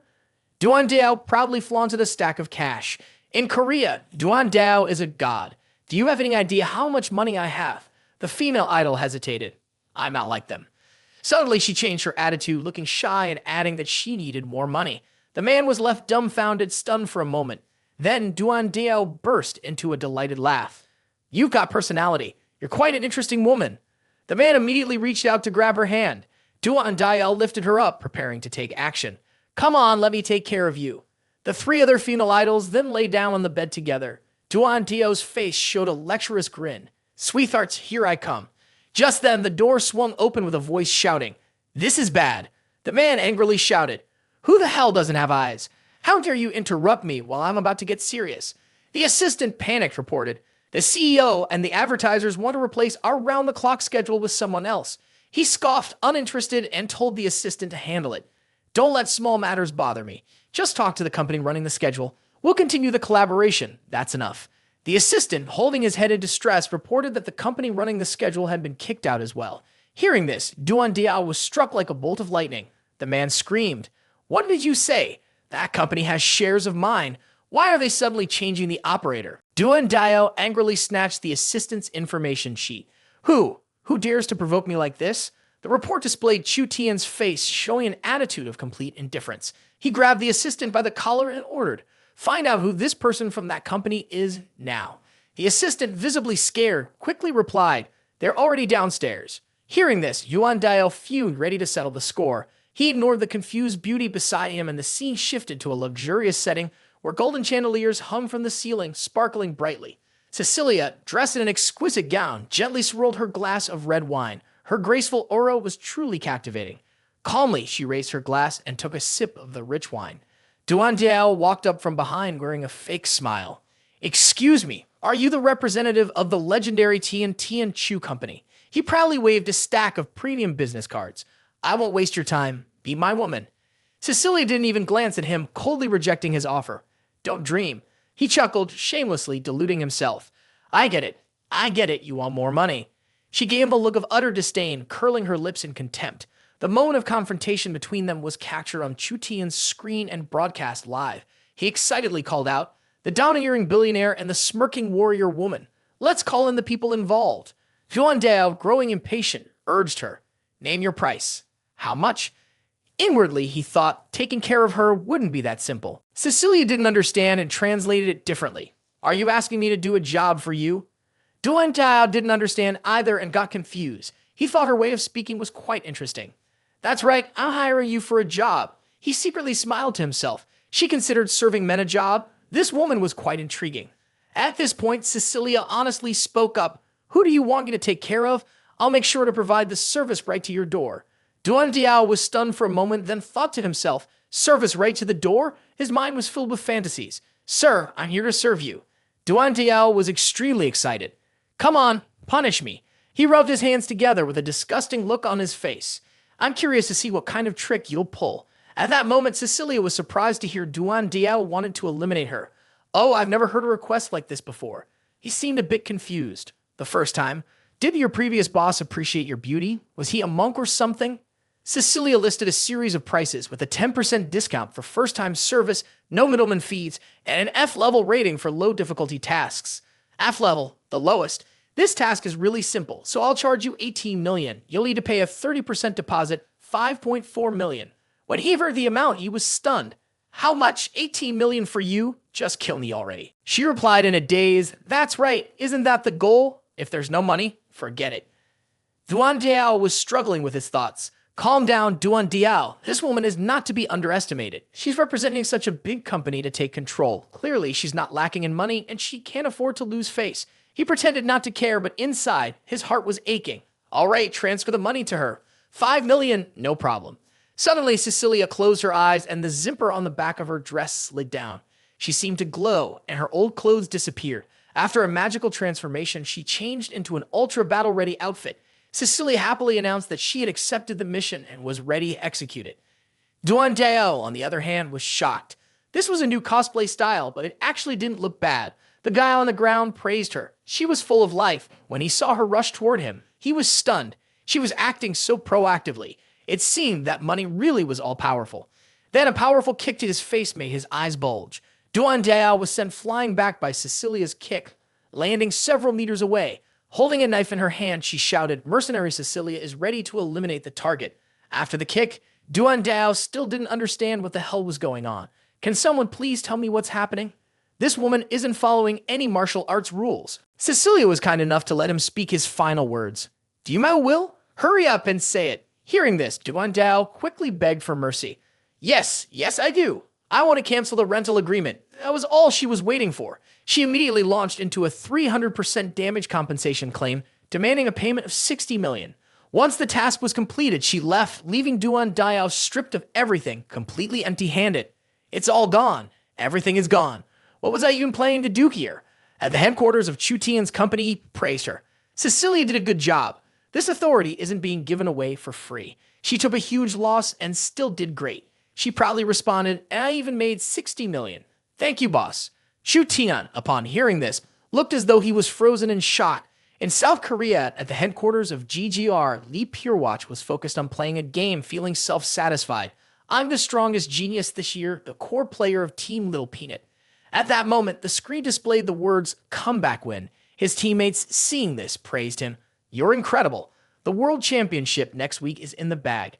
GGR Korea will definitely beat China's war team and take the crown." Purewatch, full of pride, said, "As long as I'm here, a game can only be won." Just then, a noise came from the door. The group of gamers cheerfully shouted, "The food's here. Time to eat. The pickled cucumbers are the best."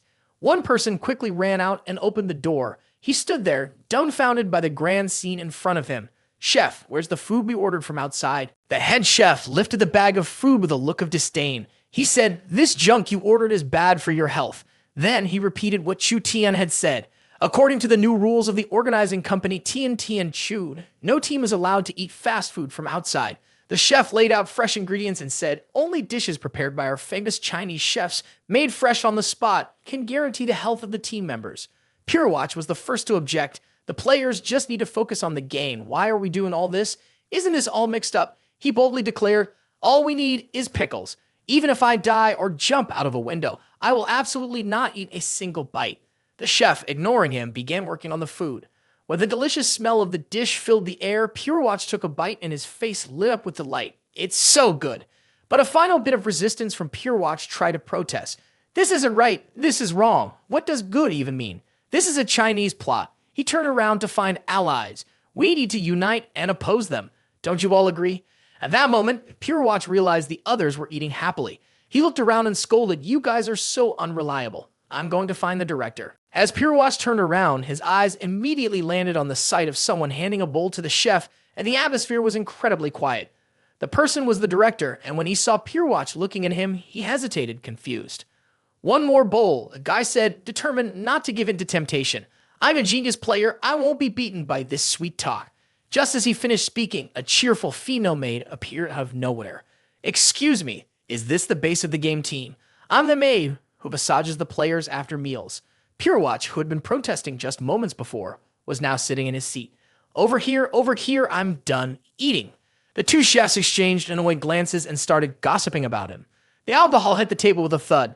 Meanwhile, a detective had been observing the situation and made a phone call to report back. "Hello, it's me. Right now, all the game team bases are forcing the hire of famous Chinese chefs and maids to give massages to the players after every meal. I also heard they're forcing upgrades to all the equipment and hiring professional fitness trainers." Duandale, on the other end of the line, sighed upon hearing this. "Spending that much money to gain control just to force fees like this? Quickly contact all the teams and get them to protest together." The detective hesitated before responding. "It seems like all these forced upgrades are covered by TNT and Chu Company." Duandale was shocked by this revelation. "Covered? How can that be? With so many projects, so much money. They're covering everything?" He doubted why I felt that boss TNT and Chu was deliberately trying to waste money and drive the company to bankruptcy. Duandale thought for a moment, then shook his head. Spending money like crazy, not making money, and even not wanting to make any. What is he up to? Is he stupid, or am I the one who's stupid? Meanwhile, Chu Tian was in a great mood. "This is perfect, really perfect. Losing so much money means I'll become the richest person immediately." Suddenly, Dumei rushed in, looking flustered as she reported to him. "Chu Tian, something's wrong." Chu Tian glanced at his phone and his expression grew serious. After tapping on the notification, his phone unexpectedly showed an article stating that Tian Chu's company was sponsoring a South Korean tournament with all the benefits unrelated to the domestic market. Chu Tian sighed with relief, patting his chest. Good. Thank goodness it's not about making money." Then something suddenly crossed his mind and he turned to Dumei and asked, "Wasn't there an upgrade to the sponsorship benefits last week? Why is this news only coming out now?" Dumei, looking worried, replied, "A group of people has been focused on posting about the benefits of the South Korean tournament on forums. Domestic fans are starting to get upset." A young man with a confused look on his face and picking his nose wrote a comment, trembling with frustration. "When will the domestic team ever rise up? We can't even compare to the treatment they get." Even the dogs are jumping onto the forum, typing away on laptops to share their thoughts on helping South Korea beat our country. This TNT and Chu company is a bunch of dogs. At the same time, an elderly man with glasses and a bald head also wrote a post expressing his dissatisfaction. TNT and Chu company doesn't appreciate our own country, only looking up to foreign ones. It lost old man. When Chu Tian read these comments, he couldn't help but frown, deep in thought. The posts were coming in so smoothly, and the timing between them was so close. It seemed like someone was pulling the strings behind the scenes. Suddenly, he shouted, "Look, this is it." A young man with blonde hair using the nickname Conscience commented that Bosai's game would unconditionally support large domestic clubs, treating them the same as Korean tournaments. Duomei was still worried, saying, "The World Championship is next week. If this isn't handled properly, the company's image will be ruined." Chu Tian smiled to himself, calculating that if the company had stocks on the market, it would actually be a great thing for them to lose money. But then he stood up, slammed his hand on the table, and shouted, "But to be called a traitor, I can't stand it." With a dangerous smile, he left his desk and said, "Bo Si, you want the Navy, right?" Du Mai, standing next to him, moved closer and asked, "Chu Tian, what should we do?" Chu Tian turned to her immediately, emphasizing his response, counterattack. A little later, the scene shifted to a brightly lit internet cafe. Mao Jun, sitting and playing a game, was scrolling through the forum when he suddenly spotted something. He quickly called out to everyone, "Come check this out. The competition forum is buzzing again." When Mao Jun called, Billuo and her two gaming friends immediately went over to see. The South Korean team member eats tomato eggs with sugar. That's why it's sweet. Does this have anything to do with Chu Tian? Mao Jun said confidently, looking pleased with herself as she spoke to all three of them. But this topic is trending the fastest. On the forum, continuous notifications and comments from the competitive gaming community popped up. "Ha! The South Korean team member eats tomato eggs with sugar. It's a superstition, but it's sweet. Now we get it. The South Korean team members are eating food for pigs. I misunderstood TNT and Chu's company." Someone disagrees, saying, "You're the one eating food for pigs. Tomato eggs with sugar is the right way." Billuo seemed to have noticed something and laughed loudly. She turned to the group and said, "Look, there's another one." A new video appeared with the title, "South Korean team member eats tofu with a strong sweet flavor." In it, Pure Watch was holding a bowl of tofu, eating it, and saying, "Hot tofu with a sweet taste is really delicious." The forum immediately exploded with comments and reactions from many people. "Sweet hot tofu? Seriously, is someone really eating hot and sweet tofu? Isn't tofu supposed to be savory?" One person replied, "Salty tofu, long live the sweet one. Just saying, hot is the best. Salty +1. Reply, salty +10. Mao Jun finished reading the mixed comments and immediately burst out laughing. Of course, tofu is supposed to be savory. Who eats it sweet? Before he could say more, Billuo and her two friends turned to look at him with deadly glares. Realizing he couldn't say anything else, he panicked and ran away, with Billuo hot on his heels. I swear, tofu can only be savory. Meanwhile, in another place, Bo Sai read a post on the forum and angrily slammed his hand on the table, shouting, "Chu Tian used this topic to completely overshadow my Navy." He pulled in his hair in frustration as he kept getting posts criticizing his plan. New, a post about how a post-meal massage is better than the finest black silk. Electronic sports players being forced to train is so pathetic. Hot topic. What's the best gaming equipment? Fighting cards against the cards, C language is the best language in the world. He couldn't take it anymore and in a fit of rage, punched the computer screen, breaking it. Enough already. These are all ridiculous, misleading posts. Isn't it enough? After venting his anger, he ordered another computer. "Computer, analyze and investigate the forum for me now." As soon as he looked at the screen, his anger flared again. It turned out that 50% of people actually thought upgrading welfare funding wasn't a bad thing at all. Besides that, 30% were his own Navy, and 20% were just random trolls. Furious, he glared at a photo of Chu Tian and cursed aloud. "Well done, you really are my rival. What other tricks do you have? Hurry up and show them all." Shortly after, Chu Tian stood on stage and announced, "From today on, all of you will be my Navy. I want everyone to write posts praising TNT and Chu Company." He laughed loudly and shouted, "One page, 10,000. You can write as much as you want."